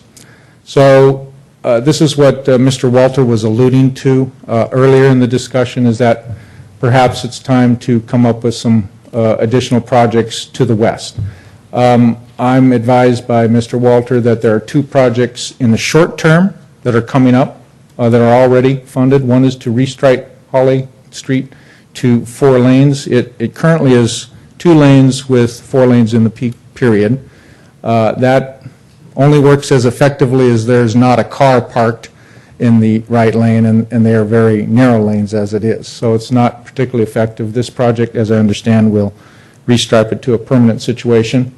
In addition, the Public Works Department has received a grant from MTC for signal coordination and retiming, which includes the El Camino Real and Old County Road intersection all the way to Industrial. In terms of a long-term project, we need to introduce the idea of the Holly Street corridor and what to do with it. We've taken a look at some ideas on what could be done. We've actually tested carrying out 4 lanes. We find that in the future, in 20 years, with that additional growth, merely 4 lanes does not necessarily improve the level of service a whole lot, because you still have left-turning traffic getting into driveways, and you can lose the inside lane very quickly. So there may be the need, as this study goes forward, to look at a larger corridor, perhaps significant right-of-way acquisition and relocation, in order to, you can see just by the graphic that you've got a large width between Old County Road and El Camino Real. It necks down to a bottleneck. Lots of lanes at the intersection on the east side of Old County Road, lots of lanes at the west side of Industrial, but necking down in the middle. Perhaps the study needs to bite some tough bullets and take a look at what the opportunities are to create what we call, and what is currently adopted in the state of California, a complete street project, which is bike lanes, parking, sidewalks, right-of-way, which would require right-of-way acquisition and relocation. So it could be the first effort on a grand boulevard concept for the city. At the intersection of Old County Road and Holly, as well as El Camino Real and Holly, we've been able to squeeze out an additional set of additional left turn lane going westbound, so you would have triple left turn lanes from westbound to southbound. We could create a free right turn lane instead of the current double right turn lane to go from northbound to eastbound. So we think that we've actually tested this out, and this works pretty well. It's consistent with the Transit Village traffic modifications that are proposed. We still need to be additional signal coordination between here and Highway 101. So depending on the effort that the city wants to take a look at and the type of improvements that are necessary, this kind of improvement is expensive because of the right-of-way acquisition if you went down that path. Could range anywhere from 10 to 30 million depending on the scope and right-of-way acquisition and relocation. So that's where we're at on the study. Our next steps are to complete traffic operations, get that approved this year, update the geometric design, do our studies, and select the pedestrian crossing alternatives and bike alternatives that are most economical and best fitting in the interchange. Get our environmental document approved in late summer of 2014. Next steps after that, final design, as I understand, is generally committed to, although the agreement has to be worked out with San Mateo County Transportation Authority for funding, but at least it's been allocated. What we don't have is funding for construction, so we have a specialist that we'll be working with to identify construction funding for the interchange improvements. It's very important for us to keep these two projects separate. The reason is that we don't have many community impacts associated with widening and improving the interchange. We would have a lot of community impacts associated with making improvements on Holly Street. So it's important to have it as a related but separate project to move forward. I think the two things that are necessary there are identifying funding and a timetable for developing those alternatives, and first and foremost is initiate a project planning and a gigantic community outreach process to survey the community as to its desires and goals and concerns during that. So those are our next steps that we feel are necessary in the project, and we thank you very much again for contracting with us, and we look forward to completing the work. You're good, Mr. Morrow. 30 minutes. You are really good. I was guessing. Really good. Thank you very much. Where do we go to school to learn engineering now? Cal Poly. Cal San Luis Poly. Obispo. Questions? I got millions of them. Mr. Grocott. My first question was, didn't World War II happen in about a 5-year time span? Yeah, right. Depends which country you're talking about. Yeah. It wasn't run by Caltrans. No. Sorry. Sorry. Just speak right into the microphone, Mr. Morrow. You'll be getting a lot of extra work there. Those Caltrans folks I out there. lobbed him the ball, and he We love working knocked with it out of the Caltrans. park. We love working with them, right? We do. Thank you. Yeah. That's what we do. Go ahead, Mr. Grocott. Thank you. You know, one question I have is just in terms of process. I kind of wonder, Mr. Mayor, you're with CCAG on the CCAG board.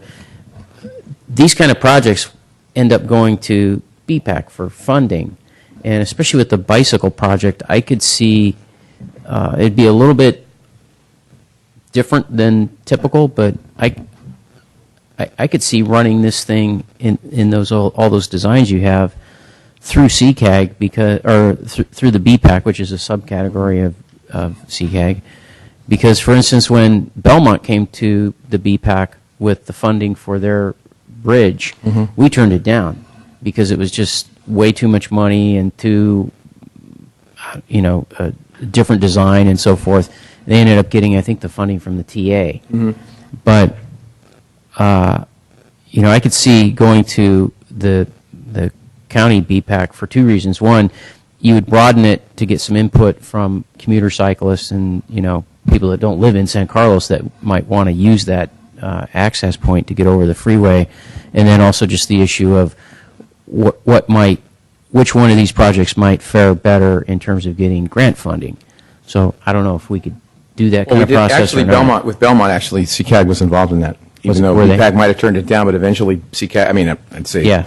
But they helped push it along with the county transportation. Well, anyway, it's authority. just an idea for process that we could. Well, hopefully, Mr. Maltby, we'd go to CCAG and be with it, and figure out how we can work all that out. Excellent. Yeah, good idea. So that's just a comment there. The only question I have really is great presentation, very well done. The thing you were saying about bifurcating the projects, understand why. Does that, though, include the short-term idea of just widening Holly to 4 lanes with a restriping and so forth? Well, I think that's already underway. Maybe Mr. Walter can elaborate. Councilmember Grocott, one of the things that we have done already is we've gone to the TNC to give them a preliminary idea of how we would do that. And so we need to prepare the plans, essentially, that we would use our annual striping contract to be able to do this. We can upgrade the signs. And it's really a fairly straightforward improvement that we can make fairly quickly. So that was the idea, that it's something that we've already been thinking about and would like to proceed ahead because we feel that will have a little bit of a benefit right away. Okay, thank you. That's it. Okay, Ms. Clapper? I don't have any questions at this Collins? time. Thank you very much. I'm overwhelmed. I was sort of getting a little disappointed that our 1H alternative had been deemed not viable, but then I saw 4 and 5 and I got excited. So I don't have any questions at this point. I'm still trying to take it all in. There's a lot to consider, and I think that in working for the last 35 years with Caltrans on a variety of projects, it's good to present alternatives, and it's good to bring something else to the table if you're at a stalemate. So I'm a bicyclist as well, and if the alternative 1H is the one that ferrets out to be the best from all accounts, then so be it. I think we have something particularly alternative 4, that is less expensive, that is traditional, is very approvable by Caltrans, and will actually make the Holly Street corridor more of a complete street, bike path, bike lanes, aesthetic bridge, gateway entry to the city. There's lots of stuff you can do with it. Mr. Ober? Oh, I'm sorry. Yeah, I'm sorry. You're just going to trigger some questions. Just one or two. You were just talking then about alternative 3. 4. About 4, because it looks like it's just right next to it. Is it? But it's actually a separate structure, you said. It would be a separate structure. I think Caltrans would require us to put it at least 15 feet off, so that in case Holly Street needed to be widened or improved in the future, they'd have room to do it. So it would certainly have to be a separate structure. Yeah, and that's the second lowest cost, right? Correct. Because it's a very straightforward 2-span bridge right over 101. Seems very simple. It is. Thank you. Great. Sorry. Mr. Olbert? Yes. Thank you, Mr. Mayor. Good presentation. Thank you. I had just several questions. Starting with it looks to me like the designs in terms of the car traffic flow, it looks like there are more there's a greater volume for handling traffic that's trying to get going north on 101 than there is for traffic trying to go south. I just wanted to make sure that that was the result of the studies and maybe the fact that we have the Britton Avenue complex as well, and so it sort of divides the traffic up. Well, the highest volumes, I'm glad you brought that up because I have it right here. The highest volumes currently are east of Holly Street towards Redwood Shores, to and from. And most of that is to and from Redwood Shores, to and from the south, with the exception of the southbound exit ramp, this southbound exit ramp. So your biggest volume today is in this direction. Now, over time, that's going to get a little bit more because you've got the hospital project coming here and the transit village further to the west. This exit ramp is the highest today in the interchange, and it will continue to be the highest in the future. But when you add both directions of traffic, this is your higher movement today, except for that one movement. Now, in the future, with this side growing 44% and this side growing 7%, that sort of balances out in the future. So it becomes more equal. The west side demand starts to equal the east side demand. Today, it's still more to the south because you still have a huge amount of employment immediately south in northern Santa Clara County and Menlo Park and Google and Apple and Facebook and all those employers who have a tendency to draw from San Carlos and Redwood City as very strong residential areas that feed those large campuses. At least that's the current trend in the last 5 years. I don't think any of us see that changing like happened in the dot-com bubble. This is the real deal. Fully funded corporations here to stay. Okay, fair enough. And actually, I appreciate your explanation because it reminds me of something that I had forgotten about, which is, will part of the cost of this project, this may be a question for Mr. Malpe, will part of the cost of this project be paid for by Redwood Shores? If they're actually... No, not as far as I know. It would not be. Is there, what are the reasons for that if it's actually going to be presumably dealing in part with the volume of traffic that's sourcing from there? Well, I think a large part of the project, and Mr. Walter can chime in here, will be paid by state and federal transportation grants as well as countywide transportation grants. So from that point of view, I guess they would be paying. But in terms of a specific, I'm not aware of anything. And a neighboring community might say, well, like Belmont, for example, some portion of our community likely uses that bike bridge, or you could argue that a portion of our community uses the ramp improvements at Whipple Avenue in Redwood City and that kind of thing. And the city has created a traffic impact fee with the Holly Interchange project as one of the primary receivers of those funds that come in. So, as noted, the PAMF project paid a significant traffic impact fee, which will contribute to the construction costs of that project. Typically, you don't have, say, other local agencies contributing fees to another local agency for a project. It's usually through that county or state transportation agency that's set up. Let me just leave staff with the thought that, actually, let me ask you this question.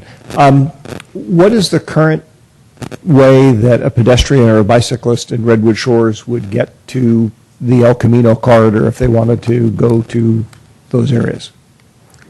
Essentially, what they would have to do now is they would have to come across, it's just outside the picture, but at the Shoreway Skyway intersection, they would have to cross the street and then walk along Holly Street with the sidewalk only on the one side, which is the south side right now, and cross where the ramp traffic is trying to get onto that Cloverleaf ramp to go north, cross over, there's a sidewalk on that side of the bridge, and then they would come down to Industrial Road intersection where they would be able to cross over and go down Holly Street. Then let me leave staff with the observation that there may be some form of value proposition that it might be worth seeing whether there's any interest in providing some funding, since we would be ending up providing, I think, a benefit to that community. And, I understand completely about the cross-jurisdictional issues, and I'm not expecting it to be part of it, but that doesn't mean we can't ask. There is, if I may, there's another way for people, if they live in Redwood City, they can just stay close to 101 on, I forget what the name of that street is, but... Skyway, and then pick up the bike trail and follow 101 until they get to Whipple, and then they can cross over Whipple. Well, I appreciate that. I mean, you can also go all the way up to the Belmont crossing as well. Again, I'm just asking that staff consider this in their thinking and see whether or not there's something that you could do with it. Okay. Good feedback. Let's see. The other question I had relating to the bicycle alternatives, and my understanding is Caltrans's primary objection to the city-preferred design is the notion that at least at some point along the way, and maybe I'm thinking of an earlier design, that the two structures, the bike structure and the car structure, are attached. And it actually ends up being a jurisdictional issue over who's going to do maintenance on it. And I just would like you to educate me a little bit more on that. Maybe that no longer applies, or maybe that is an issue, or whatnot. I think the solution would be the city would maintain everything above the girder. One of the other issues that this alternative does require is it's the only alternative that would require widening of the existing bridge. So the existing bridge would be widened by, what is that, William, 7 feet? So the existing bridge has to be, you have to add another girder over 101 in order to make that bike lane work. The problem with that is that the existing bridge over Highway 101 is less than standard clearance. Standard clearance is about 16.5 feet from the bottom of the bridge to the top of the pavement, and it's about a foot less than that. Normally, Caltrans you'd go through a design exception process if you don't touch the bridge. It's non-standard. We're not planning to deal with it. We're not going to improve it. The issue when you start widening the bridge is actually, because of the cross slope, you're actually potentially making the vertical clearance a little bit shorter by an inch or two. Then that creates a whole new additional design exception that is a little bit challenging. It also begs the question for Caltrans, well, you're touching the bridge. Don't you think you ought to just fix the whole bridge and raise the whole bridge? So it's a sticky issue that drove us to look for some other alternatives that wouldn't cause that problem. Let me interrupt, because I don't want to waste everybody's time, but Mr. Maltby, you remember the discussion you and I had. Is that issue still germane? Or have we learned stuff to indicate that that's not a source of trouble for Caltrans? I think the issue that you described and that's also being described here is definitely still germane. I think we've come up with some potential alternatives that might be more attractive to the city should that alternative ultimately be rejected. Am I answering your question? Not really, because my understanding from our earlier discussion was that literally a significant source of the Caltrans objection was jurisdictional, which to me, when you explained that to me at the time, I was like, that makes no sense at all. Right. I mean, that's the whole point of having contracts and joint arrangements and whatnot. So I guess what I'm really getting at is that that's still an issue, and if that's a significant part of the issue of why there's an opposition to 1H, then I know we're not giving up on 1H, but I wouldn't even necessarily reduce the emphasis on it, because that position makes no sense. Mm-hmm. And I think that's still where we're at with our discussions with Caltrans in terms of pursuing that option. That's still the city's preferred option, and it's an option that we plan to push. We have briefed our local state legislators in the past on that issue. We've been to the TNC several times, who continue to support that option, the council several times now, and I think we want to be prepared for what we would do if we're unsuccessful, but I think we still have a long way to go before I'm ready to give up on our preferred option of 1H. Then I think the last question I had is really one of, is staff looking for more specific direction or feedback from council that's necessary to consider moving forward on some of these options for widening Holly Street? Because that would be a very significant thing, as in fact the presenter cited. So what are you looking for from us? Well, as you're aware, and I'm sure the mayor and the rest of the council is aware, for the last year or so, the council's had a number of discussions as part of some of their, what we call the mini retreat and the strategic planning retreat, where we've discussed Holly as a significant issue facing the community here in San Carlos. In fact, I would argue that it's one of the most, if not the most, significant issue that we face. I think we've heard time and time again from the experts that the situation is only going to be worse in the future. It's not going to get better by itself. And the council has definitely expressed an interest in talking more holistically about the Holly corridor between 101 and El Camino Real, as opposed to just focusing on this very significant and important interchange project, and to fully understand and explore the options that might be available to the community and what are the next steps and how would the council like to proceed. So this is really just the very first conversation with this council on the subject to begin to get some feedback from you on how do you see the problem, how do you react to these solutions that are very conceptual in nature, what additional information would you like to see, what time frame would you like this to move on, what other associated issues might you have in mind that tie into this. So it's really your opportunity to talk about the big picture and to help focus the staff's energies so that we can bring you some action items for the council begin to consider engaging with the public on real long-term significant traffic solutions to the Holly corridor problem.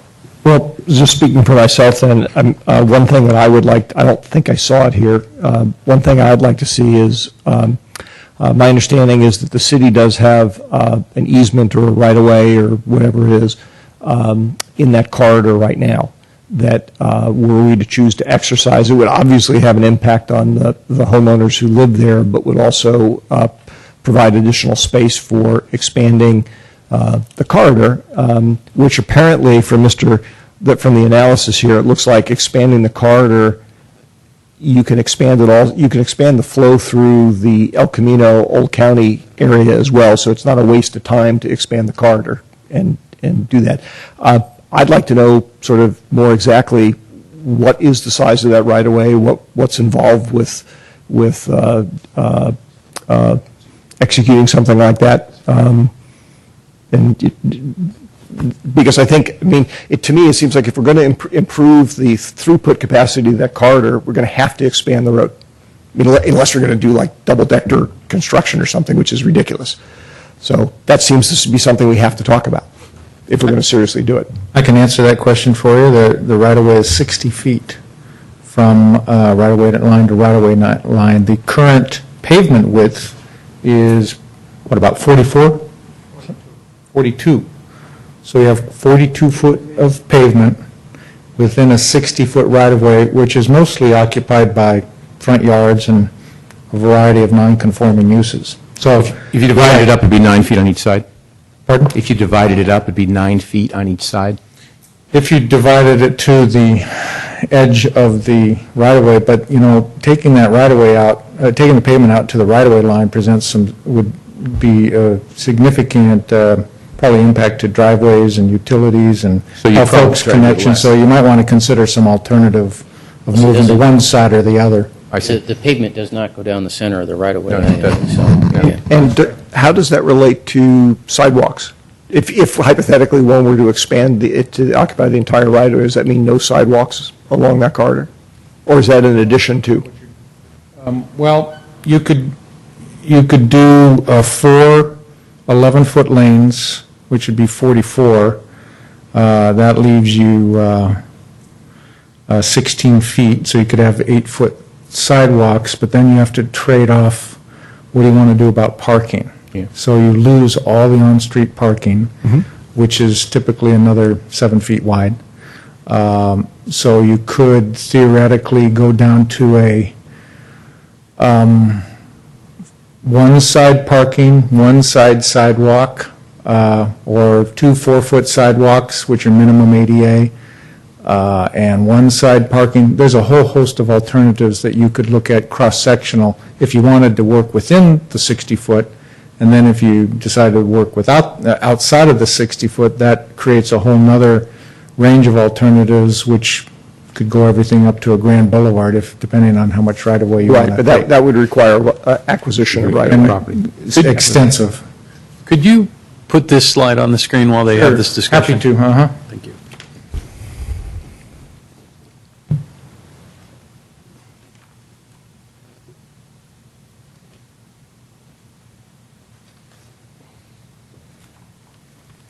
So what I was thinking there with the yellow lines is that's a decision process of which you'd have to make. So within this area right here is 60 feet right-of-way to right-of-way line.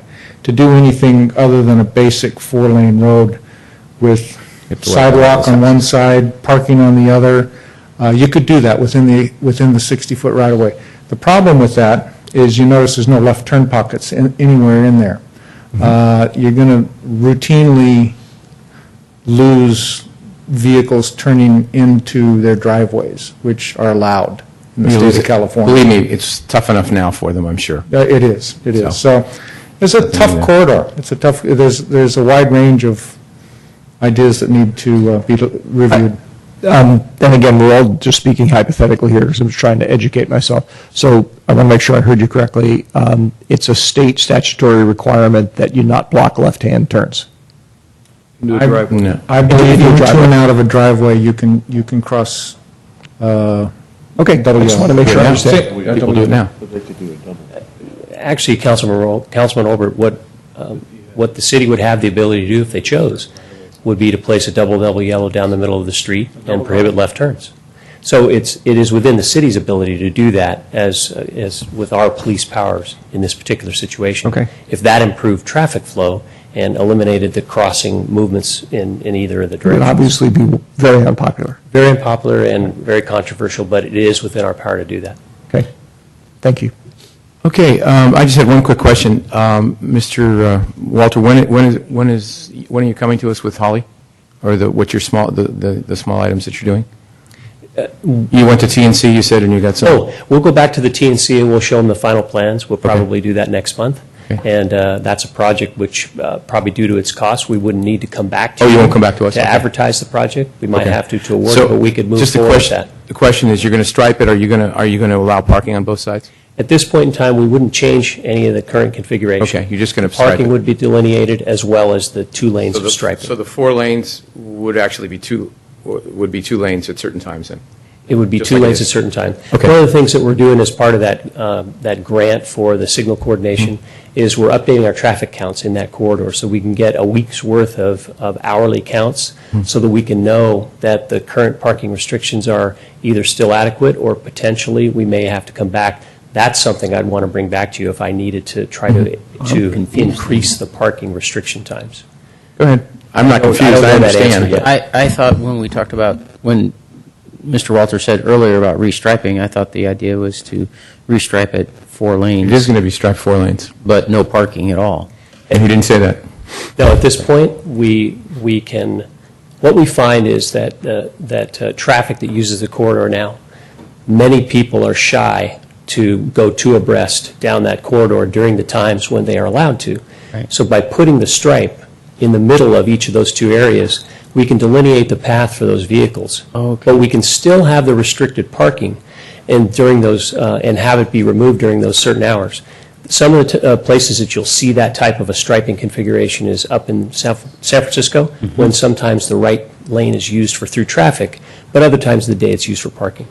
Okay, gotcha. Okay, well, thank you very much, gentlemen. Appreciate it. I'm sorry, before we move on from this, I guess what I'm confused about is, I'm not sure what are we actually asking staff to do about this?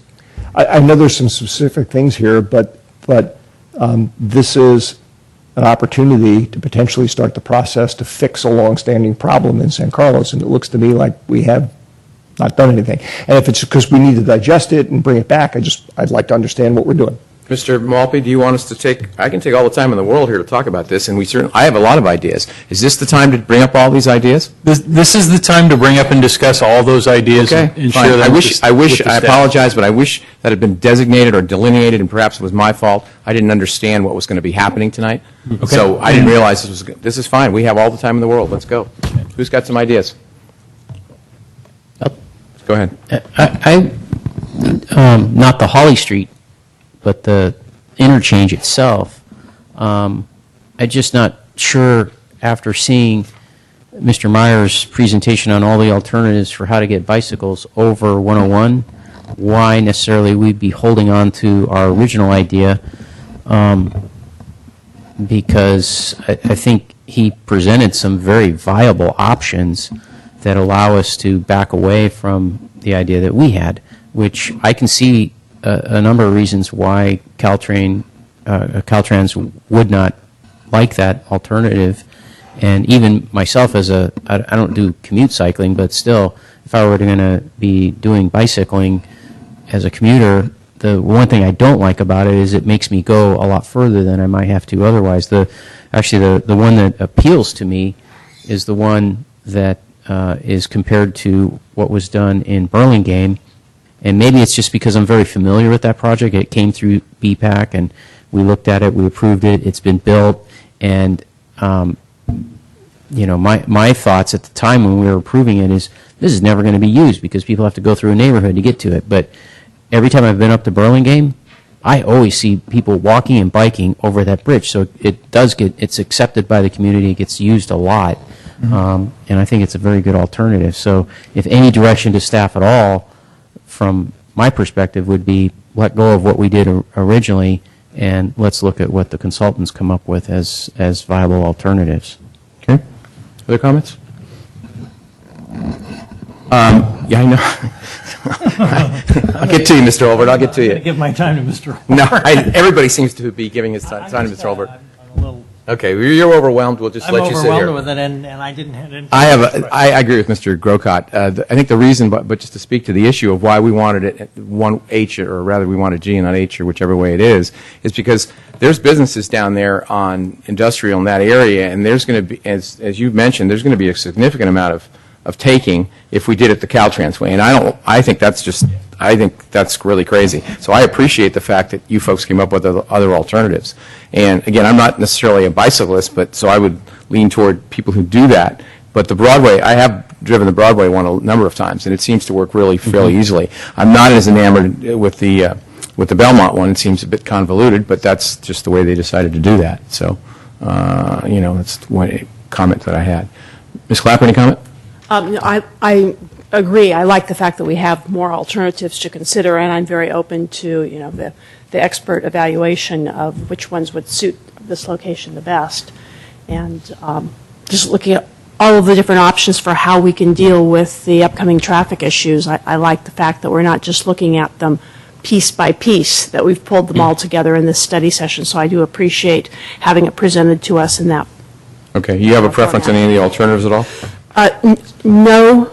Okay. Because my way of deciding what I liked would have nothing to do with actually how it would function. So. All right. Do you have any comment now, Mr. Collins? I do now, yeah.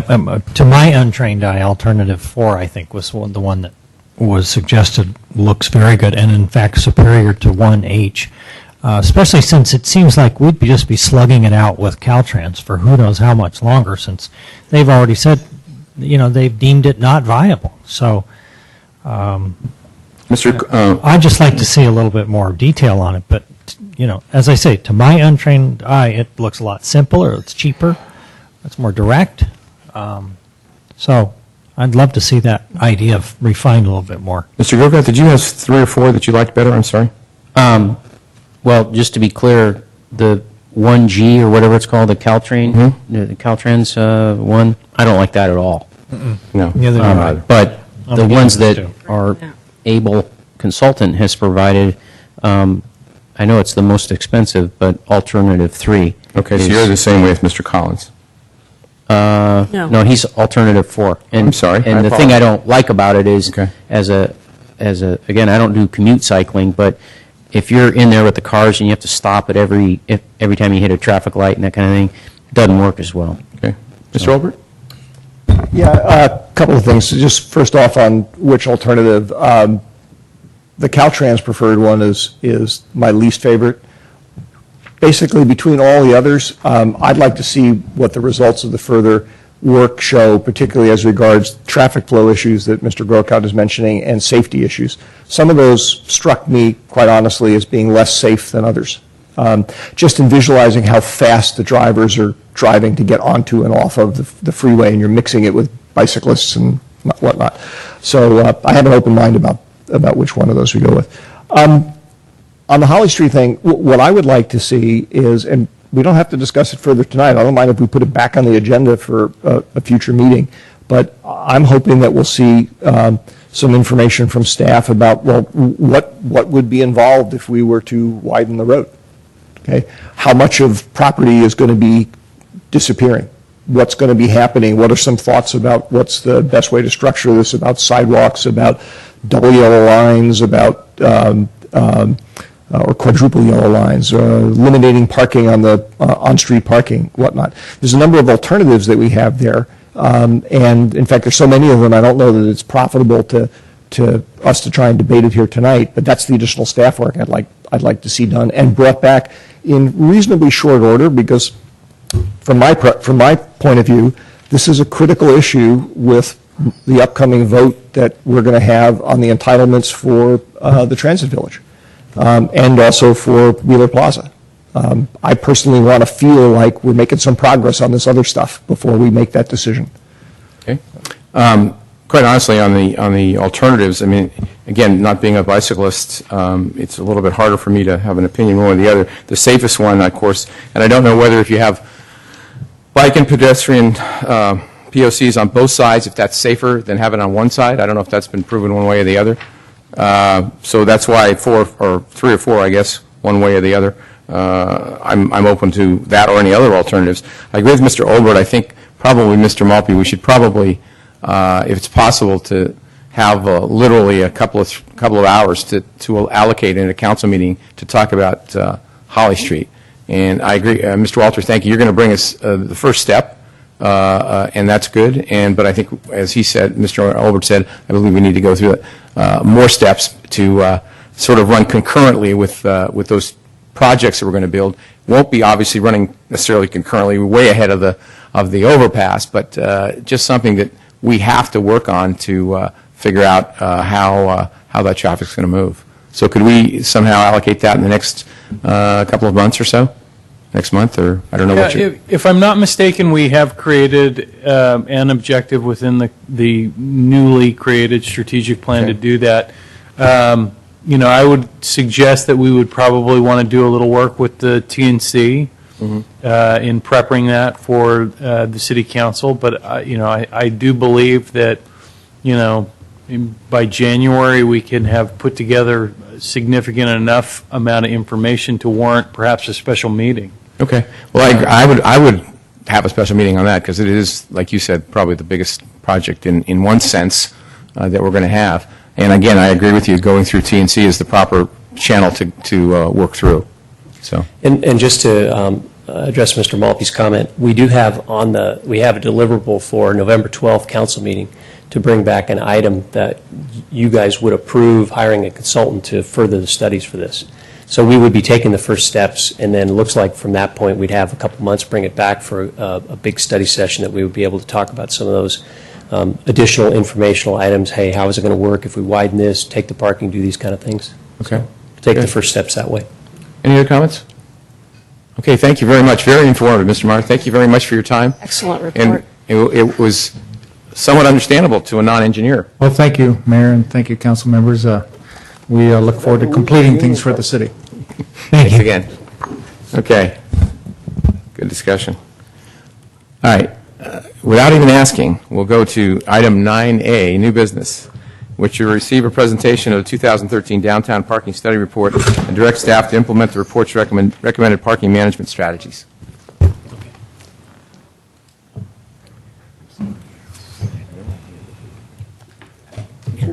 you know. No, I know, I'm just saying, I was thinking, wait a minute, so I wanted to clear out.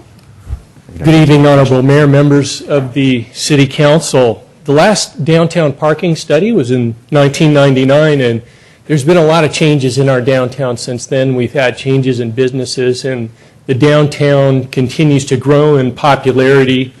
And as drivers, we all have a shared common experience with parking, and thus we're all experts about parking. Some would say that you can't find a parking space in downtown, and others in the community would tell you they never have a problem parking in downtown. It depends on your point of view and how far you're willing to walk to get to where you're going. So when the idea of redoing this parking study first came up, one of the things that came up in the community was that there was a concern that this was a precursor to installing parking meters in the downtown, and that isn't the case, and it wasn't the case then either. However, at that time, the City Council saw fit to appoint a City Council subcommittee, and the subcommittee was Vice Mayor Olbert and Council Member Grocott. And what we did with the subcommittee is the subcommittee worked with the city staff to say, let's back up a minute and see, you know, if we're going to do a parking study downtown, what should we really be doing? Should we be trying to solve problems, or should we look and see what's really happening in the downtown? What kind of turnover do we have? How long are people parking? Do we have a parking problem in our downtown? And so that's kind of how we decided to move forward with the guidance of the subcommittee. Is first, let's see if there's a problem at all, and let's see what we have in the downtown. And so with their assistance, we developed these project goals to inventory, look at occupancy, what about turnover, spillover into certain neighborhoods. There's been complaints for a number of years in different neighborhoods. Analyze special events, hot harvest nights, Giants games overflowing into the east side. And so that's how we scoped this project out, and with that we were given the authority to move forward with a contract, and we have a consultant that we're working with, TJKM. And so the intent is again to look at what's really happening in downtown, and we're here to present that information to you this evening.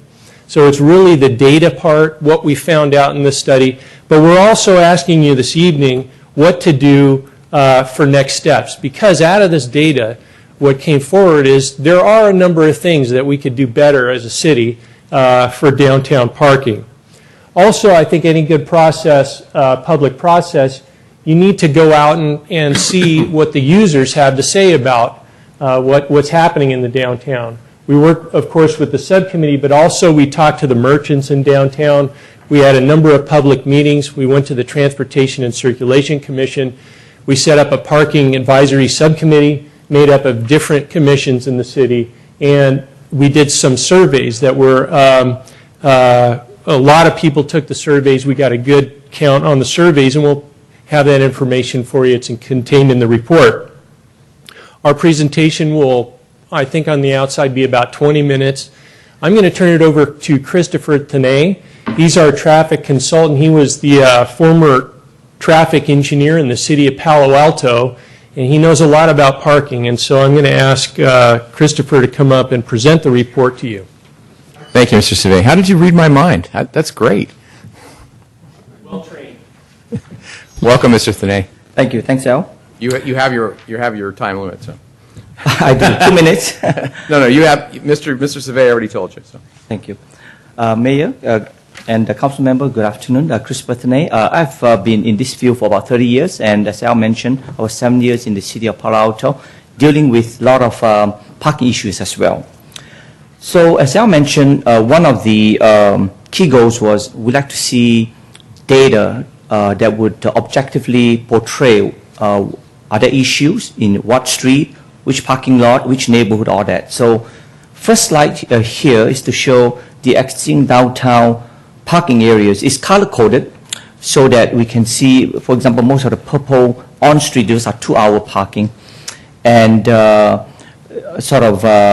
are on-street, and then the parking lot or that you have permit parking, you have 2-hour parking, 3-hour parking for that. So that's the overall downtown sort of parking allocation and sort of duration. And this table essentially is the kind of single table that shows everything in terms of 2-hour sort of on-street parking, open lot. The total public parking is about 1,048. And then beyond that, we have Samtrans and also other private parking spaces. And the grand total is 2217. That's the whole downtown, within the downtown area. And the next few slides essentially is they are pie charts that try to portray, for different groups. This first pie chart shows the on-street public parking. Nearly 60% are 2-hour, the green, the largest pie there. And the next is sort of 17% is kind of on-street 24-hour kind of parking. And on-street 1 hour is about 8%. So that's on-street, total of 672. Next is these are not on-street, off-street. Again, these are public. So they have total of 376 spaces. The biggest chunk, these are 3-hour parking. Actually, no, 2-hour parking, which is about 37 or 40%.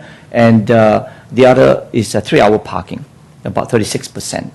So these are open lot, about 376.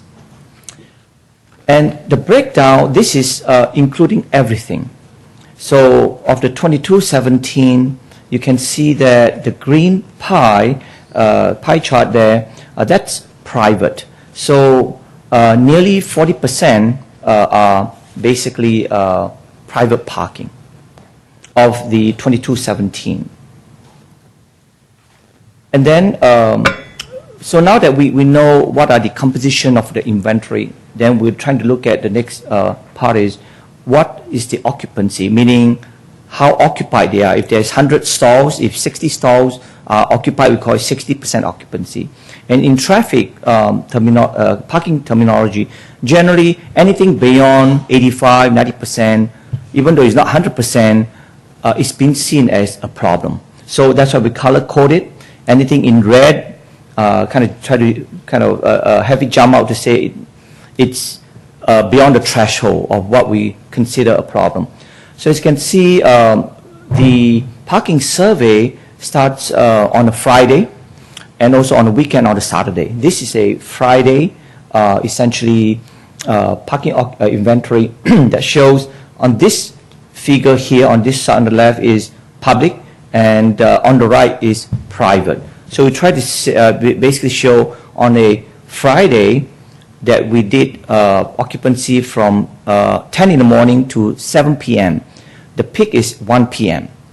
So at 1 p.m., this is what it shows. Essentially that the Clark Parking's a lot here, and entire, basically almost entire Laurel, and then St. Carlos, and then Cherry is both, all the on-street are pretty much used up.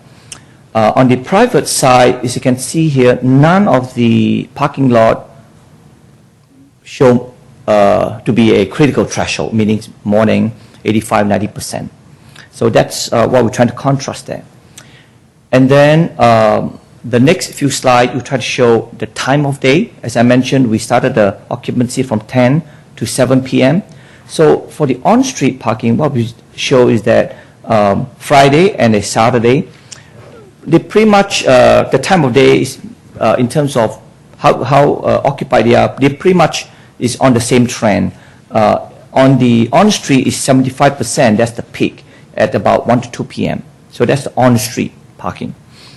And the next slide here shows basically, again, a contrast here. This is downtown off-street public parking. So parking lots we're talking about. The peak is 1 p.m. or so, about 85%. And the contrast here is showing that these are off-street private. Private peak is about 65. So there's a difference of about 20%, less utilized on the private lots. And this slide here is also to show in terms of aggregation.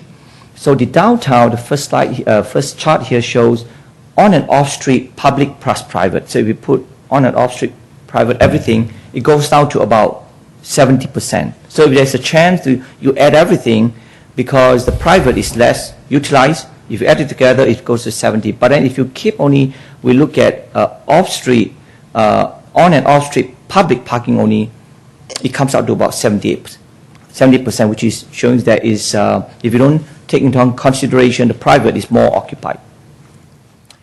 So then we move into special events.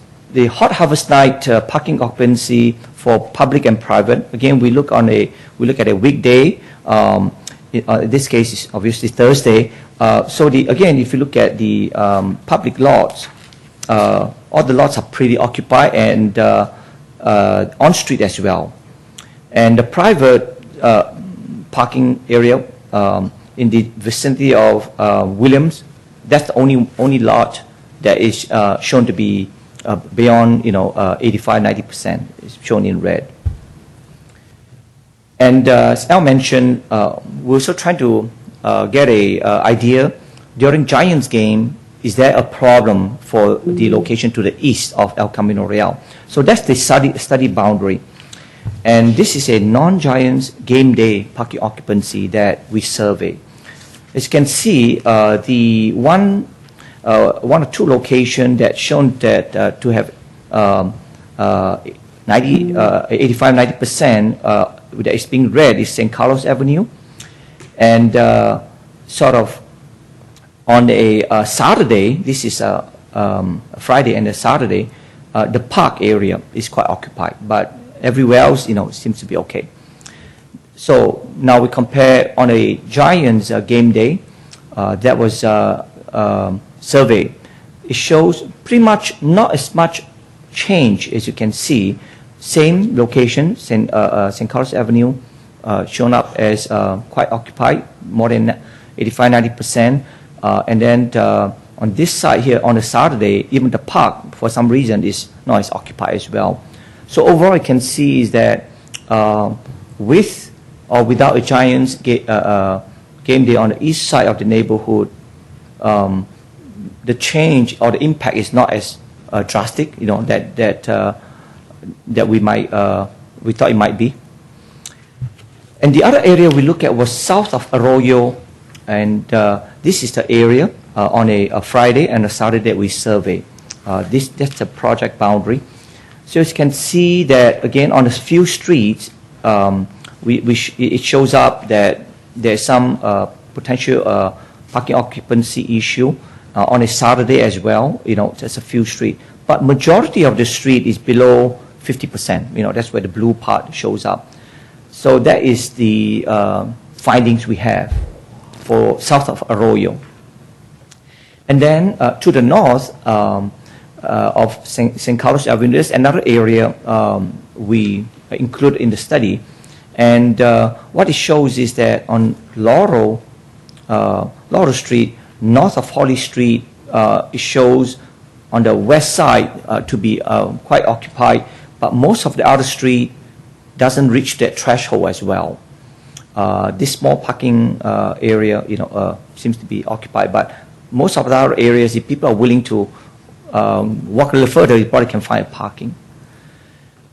And Al mentioned we've conducted, with help of Al as well as Lisa, outreach to have survey from businesses and customers. We received 248, 24 from business owners, and 217 from customers and 7 from others, residents are there. So from the business owner survey, the results show 70% has less than 10 employees, 60% of these park in public lots, 25% park in private lots, and 50% park on street. And when asked whether they perceive a parking problem, 70% of the business owners perceive a problem. And some of the suggestions in terms of improvement include provide free parking or employee parking at Samtrans garage, better signage or wayfinding signs, develop Wheeler Plaza and add more parking spaces, but don't put in parking meters. That's one of the comment. And in terms of findings for the customers, nearly half park on street or in public lots. Customers on average have visited more than 2 businesses on a single visit, and more than a third see a parking problem. Suggested improvements include adding parking structures, open lot on El Camino Real, Wheeler Plaza, Old Footville, and Wells Fargo Bank. Better signage to show where the parkings are. Shared parking, especially during evening hours. I suppose that's probably like for private parking lots. Add 15 or 20 minutes spaces at unloading spots, for example, UPS store. Do not add in parking meters. That's similar comments to the business owners. Now, in terms of what are potential parking improvement strategies, for the existing, the city has parking in lieu fee. It's not being used quite a lot. It's quite limited. And then obviously we show there are time limits. 60% of the on streets are 2-hour parking. In terms of what you can do in terms of adding more parking garages, some cities or agencies have added called downtown parking improvement district, where it's almost like a Melrose or assessment district that people pays into it to make improvement. A big thing I would say, in the immediate short term would be education. We need to have a good downtown map to show, maybe online as well as give out where the parking spaces are, and that will really cut down in terms of people not knowing where it is when they get in downtown, and follow that with parking signage, what we call wayfinding signs, where once you go to a downtown, people know exactly as they drive on Laurel or Walnut where the parking spaces are. Those are called wayfinding signs. Shared use of parking lot, I think one of the comment in terms of the fact that private lots are not as utilized, and shared parking, in terms of different office versus other businesses that use nighttime, you can share the parking. Secondly, it would be additional employee parking permit. Currently, we have about 91 permit stall, and every 6 months, the city sort of sell the permit. There are about 200 people or employees who take the offer. So there is a demand, seems like. And demand reduction program in terms of how you can reduce the demand for parking, which essentially will also reduce the demand for on-street, sort of demand of a kind of on a street, like what we talked about just now in terms of Holly. So you can incentivize people to not drive. At the same time, you're also freeing up capacity use on the street. So car sharing is a very popular one called Zipcar, or even bike sharing that's right now recently been put up with some grants in Palo Alto, I think San Francisco, all that, where for example, a Caltrain lot here, some people would be willing to take Caltrain if from Caltrain lot there is a bike sharing. They can take sort of get a bike and bike to some places in town that is further away from a quarter-mile comfortable walking area. So all those are ways to make not driving and parking, in St. Carlos more inviting. And vehicle, sort of other bike amenities where a business put in shower places and safe lockers, all that.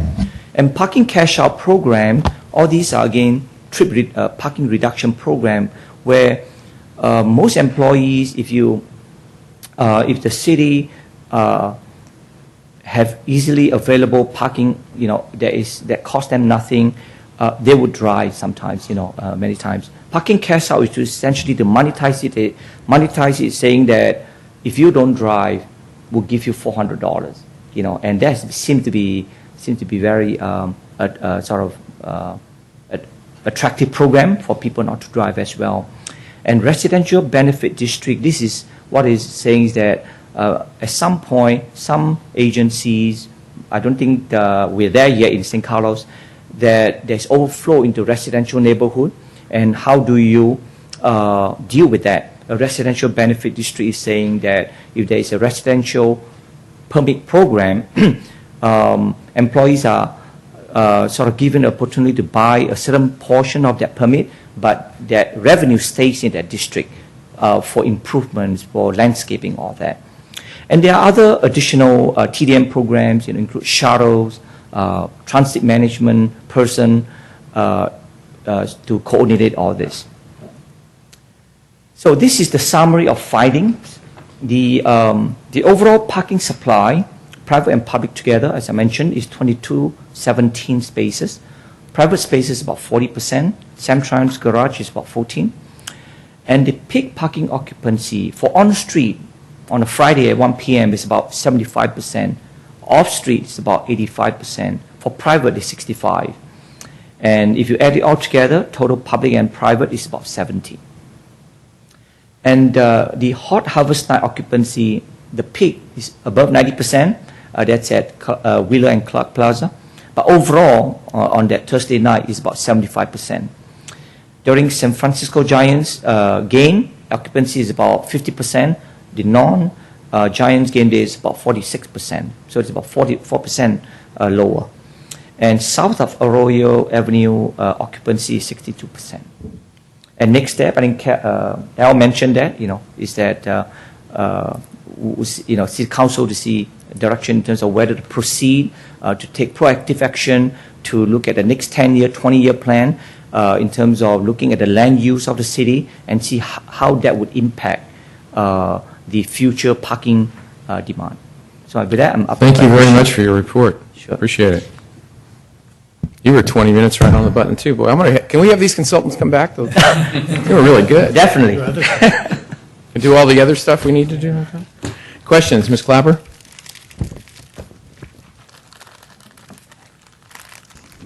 I don't have any questions now. Okay. I'm holding for discussion. I just have one. Who does a parking cash-out program target? Are they mostly employees of businesses? Correct. Okay. Yeah. And do you have an estimate of how many people that might affect in this area? Or did I just miss that in the presentation? No, I did not give a number, but I do know that when I was working in Palo Alto, those incentive in terms, not just parking cash out, also transit voucher, which serves similar kind of thing, they are very attractive. You can sway people, 5-10% people who have the option, but they just need a little monetary, incentive to take the lead. Yeah, I think there's a member of our planning commission that works for Genentech, and he's paid not to drive to work. So, and he takes advantage of it. So it does work. It does. Yeah. That's it for the moment. Okay, Mr. Grocott? Yeah, just one question regarding the residential benefit districts you talked about in your report. And I was curious about if it even exists anywhere of, I'm thinking on the east side, where I know we've got at least perceived problems, if not actual problems, with commuters coming in and parking on the streets, the residential streets, because the commuter lot that the train provides, they charge for it. And you don't mention in your report here about offering, at least, that people could, if you had a district and you gave passes to your residents and said, okay, if you have this on your car, you're free to go. You're fine. But at the same time, offering to commuters and saying, hey, you want to park? We're not going to prevent you from parking here, but you have to have a permit for it, and you can buy it and just keep our prices above whatever the Caltrain lot is. Right. Yeah. Does anything like that exist, or could we do that? Or it exists. Yeah. Obviously, you got to work with the city attorney. But I do know, besides residential benefit district, there is residential permit parking. It exists in Berkeley. In the Bay Area, Berkeley, sure. Walnut Creek, and beyond that, you have Denver, Seattle, quite a few areas. And what that does is, most of the time, for example, in this area, let's say the most neighborhood, most adjacent to the Caltrain lot, Caltrain parking, you would think that's where most people want to go, gravitate towards. So you could set up the small area first, and then take a sample in terms of what the existing parking occupancy is on a typical worst day on a Friday. And let's say if it is 50%, that means you can say, okay, up to 70%, I can sell 20% more to whoever wants to buy. Now they can park. So that's the idea. The idea is to sell the amount so that it doesn't reach 80% or 85%. Okay. Mr. Obert? Yes, thank you. I just was curious if in looking at the capacity utilization numbers, whether or not we did any pro forma calculations of what things would look like, assuming that Wheeler Plaza goes through and we get those, 50 roughly extra spaces. I think that's the only major thing that's going to add to parking capacity in town. Does that change the picture significantly at all? I think Maybe you haven't done the analysis. Yeah, but we can see that the off-street parking, the peak for the parking lot off-street, the peak is 85%. So I think it will bring down because it's off-street parking, you'll bring down the 85 to maybe 83, 84 perhaps, because it's you're increasing the supply. So bring it down somewhat, but not necessarily a lot, right? Correct. Yeah. The other question I had was, are there programs that some communities have where we try to encourage businesses, particularly I'm thinking for employee parking here, to buy spaces from other businesses? Even, for example, retail spaces. I don't mean to pick on them, but I'm thinking of like CVS Pharmacy. They seem to have some extra spaces in their lot. Do any communities do that where they try and encourage business-to-business transactions to say, hey, sell one or two of your parking spaces so we can get somebody out of the public lots?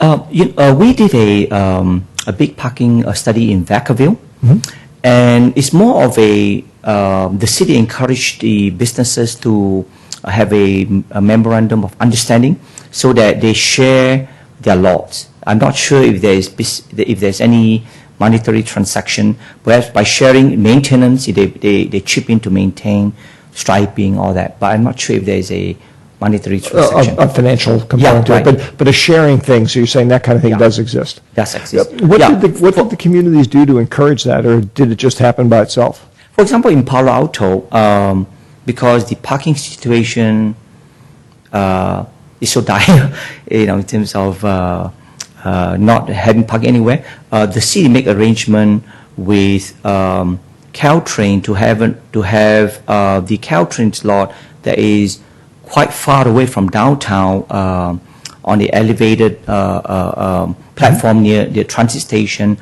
to be so that the city can sell the lot, a parking spot actually.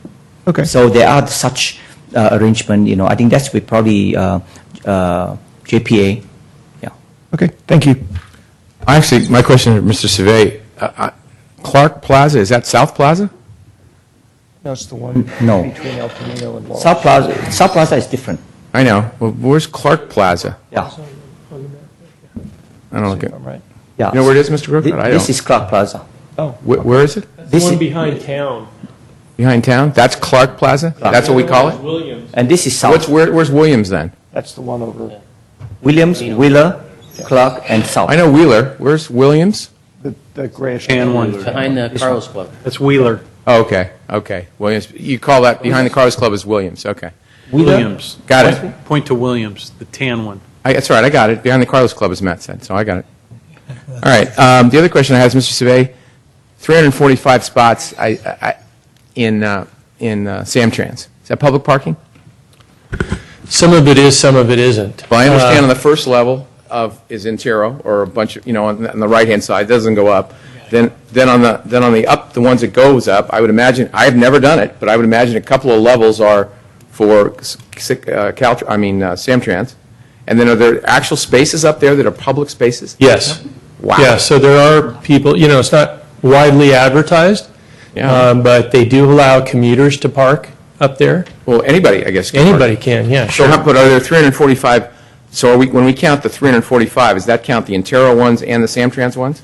It's a total It's a total amount, but we didn't say, well, here's how many would be available to the public. Right. And we don't actually know that number. If you ask Samtrans, it fluctuates depending on the. Well, I understand it could their fluctuate, needs, but is that, so 100 spots could be available for the public? It's potentially maybe 50 to 100 spots are potentially Top available. level, you Yeah. say? You know about this? I'm pretty sure I've been up there. It's Yeah. the third or the fourth level. There, you Most can of the always come day, down. there's nobody there. Oh, yeah. Yeah. Okay. Well, that's one. I mean, An elevator. I mean, you're right. They do have an elevator. And no, I mean, I think that because I mean, it's this big monolith, but a lot of people would never go that far. And that's part of the thing, the low-hanging fruit, I think, is Mr. Thene mentioned, is education. People don't know about it. Right. We could use a map. We could do a better job, advertising on the web. Where's the public parking? Where is it available? Talking to the businesses and wayfinding. No one knows. If you're from out of the area or from another community, you don't know where the parking is. I agree with that. I never have usually a spot because I'll just park a couple, 3 blocks away, whenever time it is. And even at Hot Harvest Nights, you can park up at City Hall, or in the library. But that being said, the Samtrans is the big one that I Don't give away that secret. don't give away. The one I just gave away. So, other questions, comments? Yeah, I was building on what you were saying about parking at City Hall and Library. I was a little bit disappointed that we did not include that those parking spaces in this overall study, because I think that fits in with the comments about how we need to have better wayfinding, because I think that in conjunction with Samtrans is, that offers a lot of potential for what we would be able to do. I think that the big thing for me, although the number of businesses that replied to the survey was not a huge number, the percentage of them that perceived a problem with employee parking mirrors very much what I've been hearing from personally talking with business owners, especially downtown. And even when employees have purchased the so-called employee permits, that doesn't necessarily guarantee them a space. And I think that's something that isn't mentioned in the study, but is something that I hope we take a look at. How we manage those employee permits. Is there another location for those employees? And maybe the Samtrans parking lot offers an opportunity for employees, and then the spaces that are currently designated for employees would be available for the customers going to the downtown businesses to be able to use. So I think how that's balanced out is something that I would hope to see in the next steps as we move forward with this project. Mr. Mulvey, do we sell more permits than there are spaces? Yes. Yes, we do. So where do the people park? They don't in that space. If they have a permit, can't they park anywhere they want? Within the designated spaces, should a space be available, they can park, but the permit doesn't guarantee them a space. So we sell more permits than there are permitted parking places? Yes. But we charge very Because we little don't know what time they're working. It could be an employee who works at night in a restaurant. I get that for it. We part. also charge very little for them. Yeah, no, I get that part too. I'm just trying to understand the concept. Yeah, and we're very clear in terms of how many spots are available and the fact that it does not guarantee a spot, and That's fine. never I has. just want to make sure. And of course, heck beware if you accidentally park in a permit spot and you don't have a permit, which I've never done, but friends of mine have. You get Mr. Olbert. ticketed very quickly. Just a couple, since it sounds like we're moving into comments and discussion. A couple of things. One is, I do hope that as we look at parking options and whatnot in the city, that we will be thinking about the south end of Laurel Street as well. I realize the study shows that it's not necessarily terribly out of balance, if out of balance at all today, but my instinct tells me that it is a constraint on certain kinds of development on the south end of Laurel. That we do have, for example, a few restaurants that are going in there. It'll be interesting to see what effects those have. They could have some significant spillover effects that nearby residents wouldn't care for. When I looked at the proposed ideas of management strategies we could do, my reaction was, gee, I think we almost ought to do all of these things. Okay, I mean, I wouldn't necessarily pursue them all at the same time, but they all look like they make sense. The question I have, though, is it seems to me that they are probably in the nature of stopgap kinds of things, meaning that we should do them, but but if the economy continues to grow and if we continue to get more people coming to San Carlos to shop and dine and whatnot, which we hope, or certainly our business owners hope, I think we are going to run into a situation where we will run out of parking. So we have some time to think about how we're going to address that, but I do think we need to be thinking about how we're going to address that. And the last comment I was going to make, actually follow on something that Councilmember Clapper mentioned.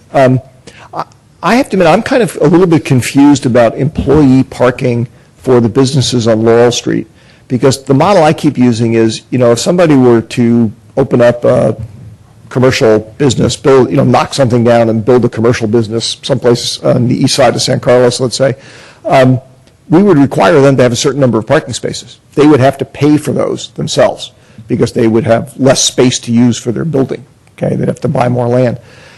And yet, it almost seems like there's this implicit notion that if you have a business in the downtown area, we're supposed to provide parking for you.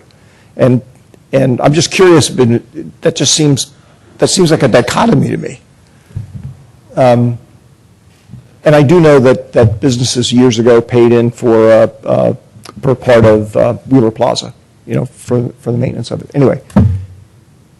I'm not sure, Mr. Mayor, if you'd like a response to that. Go ahead. Last issue. Yeah, I mean, there's, in some cases, if you're a small business and you want to expand, we're fairly flexible with our parking requirements, but at a certain point, you can't afford to pay for the parking and redevelop.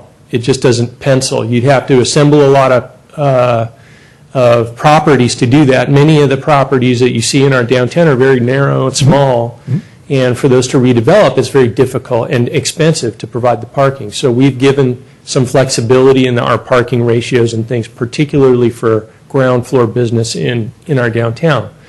On the other hand, historically, we've had this thing called a parking in lieu fee, where we also said that we recognize that you probably can't build it and you can't afford, to build the whole thing, and your lot's not big enough, but we want to see you redevelop your business and invest in the downtown. So if you pay into this parking in lieu, we'll let you pay cash for those spaces, certain figure, maybe half of what it really costs to develop a parking space. Then the city can take that money and invest it elsewhere in downtown parking. Maybe we put it into a fund to build a parking structure or to maintain our parking. But historically, that program never got used. So it's on the books, but we never used that program. What does it mean? What do you mean never got used? We never assessed it, and nobody ever redeveloped. We never said to a developer, hey, here we got this thing, and you can invest this way. You could do it this way. It just never became a practice of the city. So while it's theoretically, we have the authority to do that, we just have never done that as a community. It's a tool that we've never used. And you don't see it used a whole lot, but it's an effective tool in downtowns. So it's something that we can also take a look at, bring back to you some ideas for using that. Because we don't have a way to fund new parking structures or the maintenance of our parking facilities currently, other than, Except by selling Wheeler Plaza. There you go. And just to add on that, this is a little bit more of an editorial comment in terms of the economics of downtown. Downtown is not the economic heart of San Carlos by far. It contains mostly small businesses, and in many ways, those businesses, even the successful ones, could be considered marginal.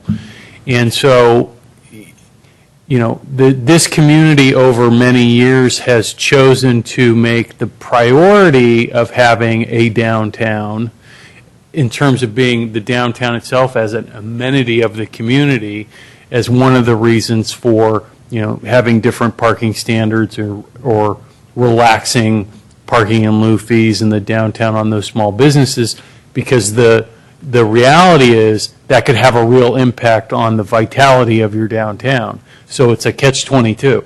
You have a vibrant downtown that's got a big demand on parking, yet a lot of that vibrancy comes from the fact that you've eased the parking restrictions, so now you can't pay for the parking you need to provide, and that's, I think, sort of what we've seen played out here in this community over the last 20 years. I think, when you look at these potential strategies, I think you have to also look at who we are in San Carlos. What works in Palo Alto may not work in San Carlos, and vice versa. The population, to me, is, when you talk about, I'm not picking on Palo Alto, you could say Vacaville, you could say Danville, you could say anywhere else. Each city has a different makeup of population.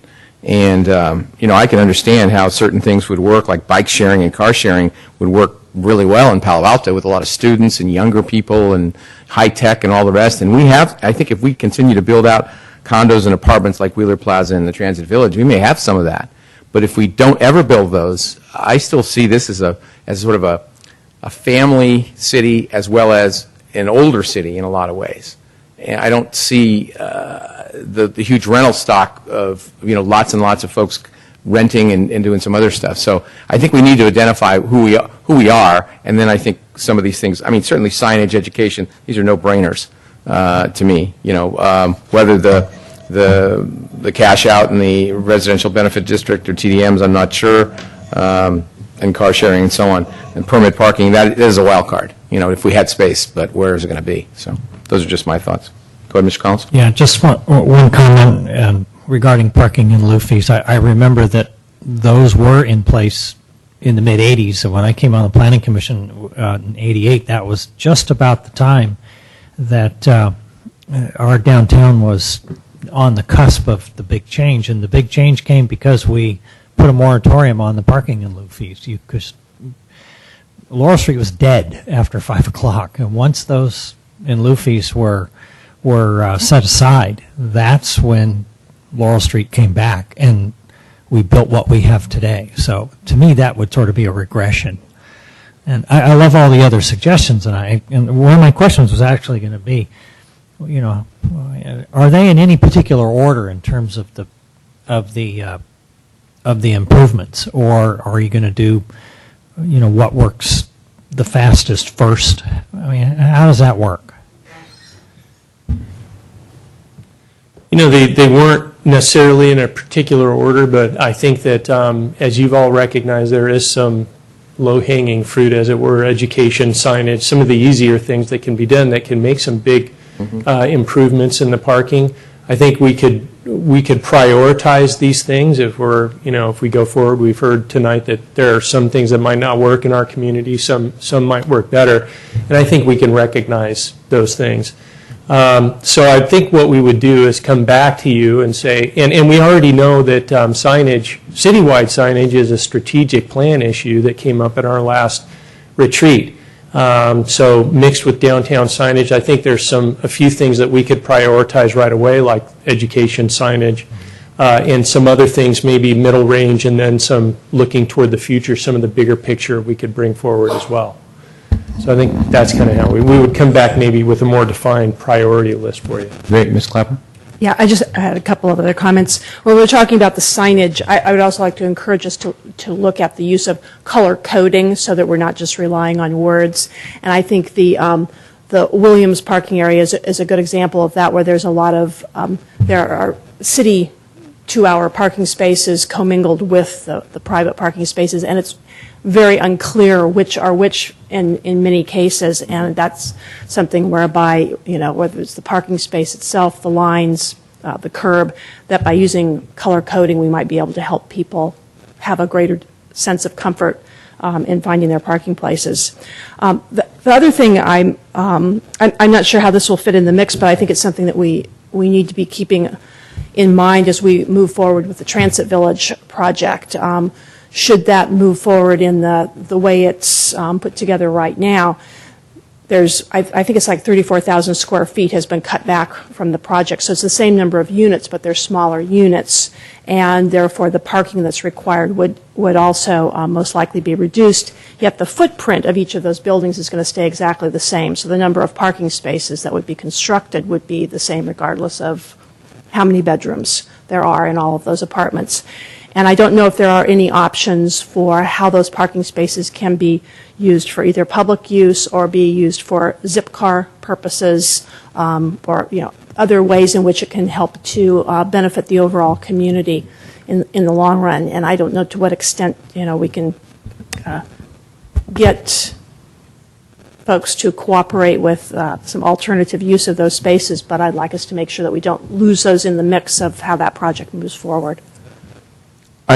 Just as I had thought that the reduction in footprint, they were keeping the same number of rooms, they were making the rooms smaller so that there's... No, there are fewer three-bedroom units, so there are fewer bedrooms that are going to be available. No, there'll be the same number of parking spaces. There's fewer bedrooms in the apartments. That's what they've done, is they've reduced the number of the larger apartments, is my understanding when I heard about it.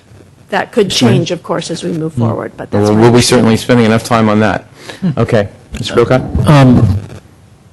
I think what I hear from staff is they're going to look at all these and sort of bring them back one at a time. Is that Not, correct? well, sort of a general report, not one at a time. We'd like to bring them back all at the same time, but maybe prioritized. And I think upfront signage, we know, is one of the top priorities. So I think we've already been sort of given that direction as part of the strategic plan process. And so that would be one of the top things, stat and education, mapping, probably another one. For me, personally, one of the things I'd like to see float to the top is this idea of some type of residential benefit district.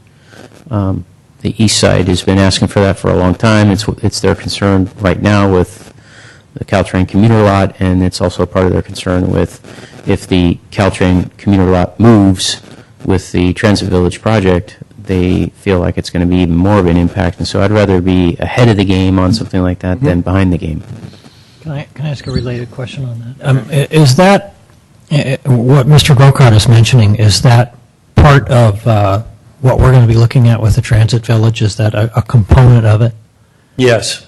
So permit parking for the neighborhood will be a component of the Transit Village project, as will the usage of underground parking near the retail for employee usage. Also, the usage of Caltrain parking, Samtrans parking in the lot there. They've agreed to allow the city to use a certain number of spaces. So those things will be coming forward to you as part of the Transit Village project. Mr. Olbert? Believe it or not, Mr. Mayor, I don't have anything else to inject. Okay. Sorry, I just assumed. Anything else? Absolutely. Anything else? Okay, if there's nothing else to talk about, this was very interesting tonight, all the way around the block. A lot of stuff we're going to have to decide, but, it just has to come back to us, I think, and we'll make that call. All right. Other than that, meeting adjourned.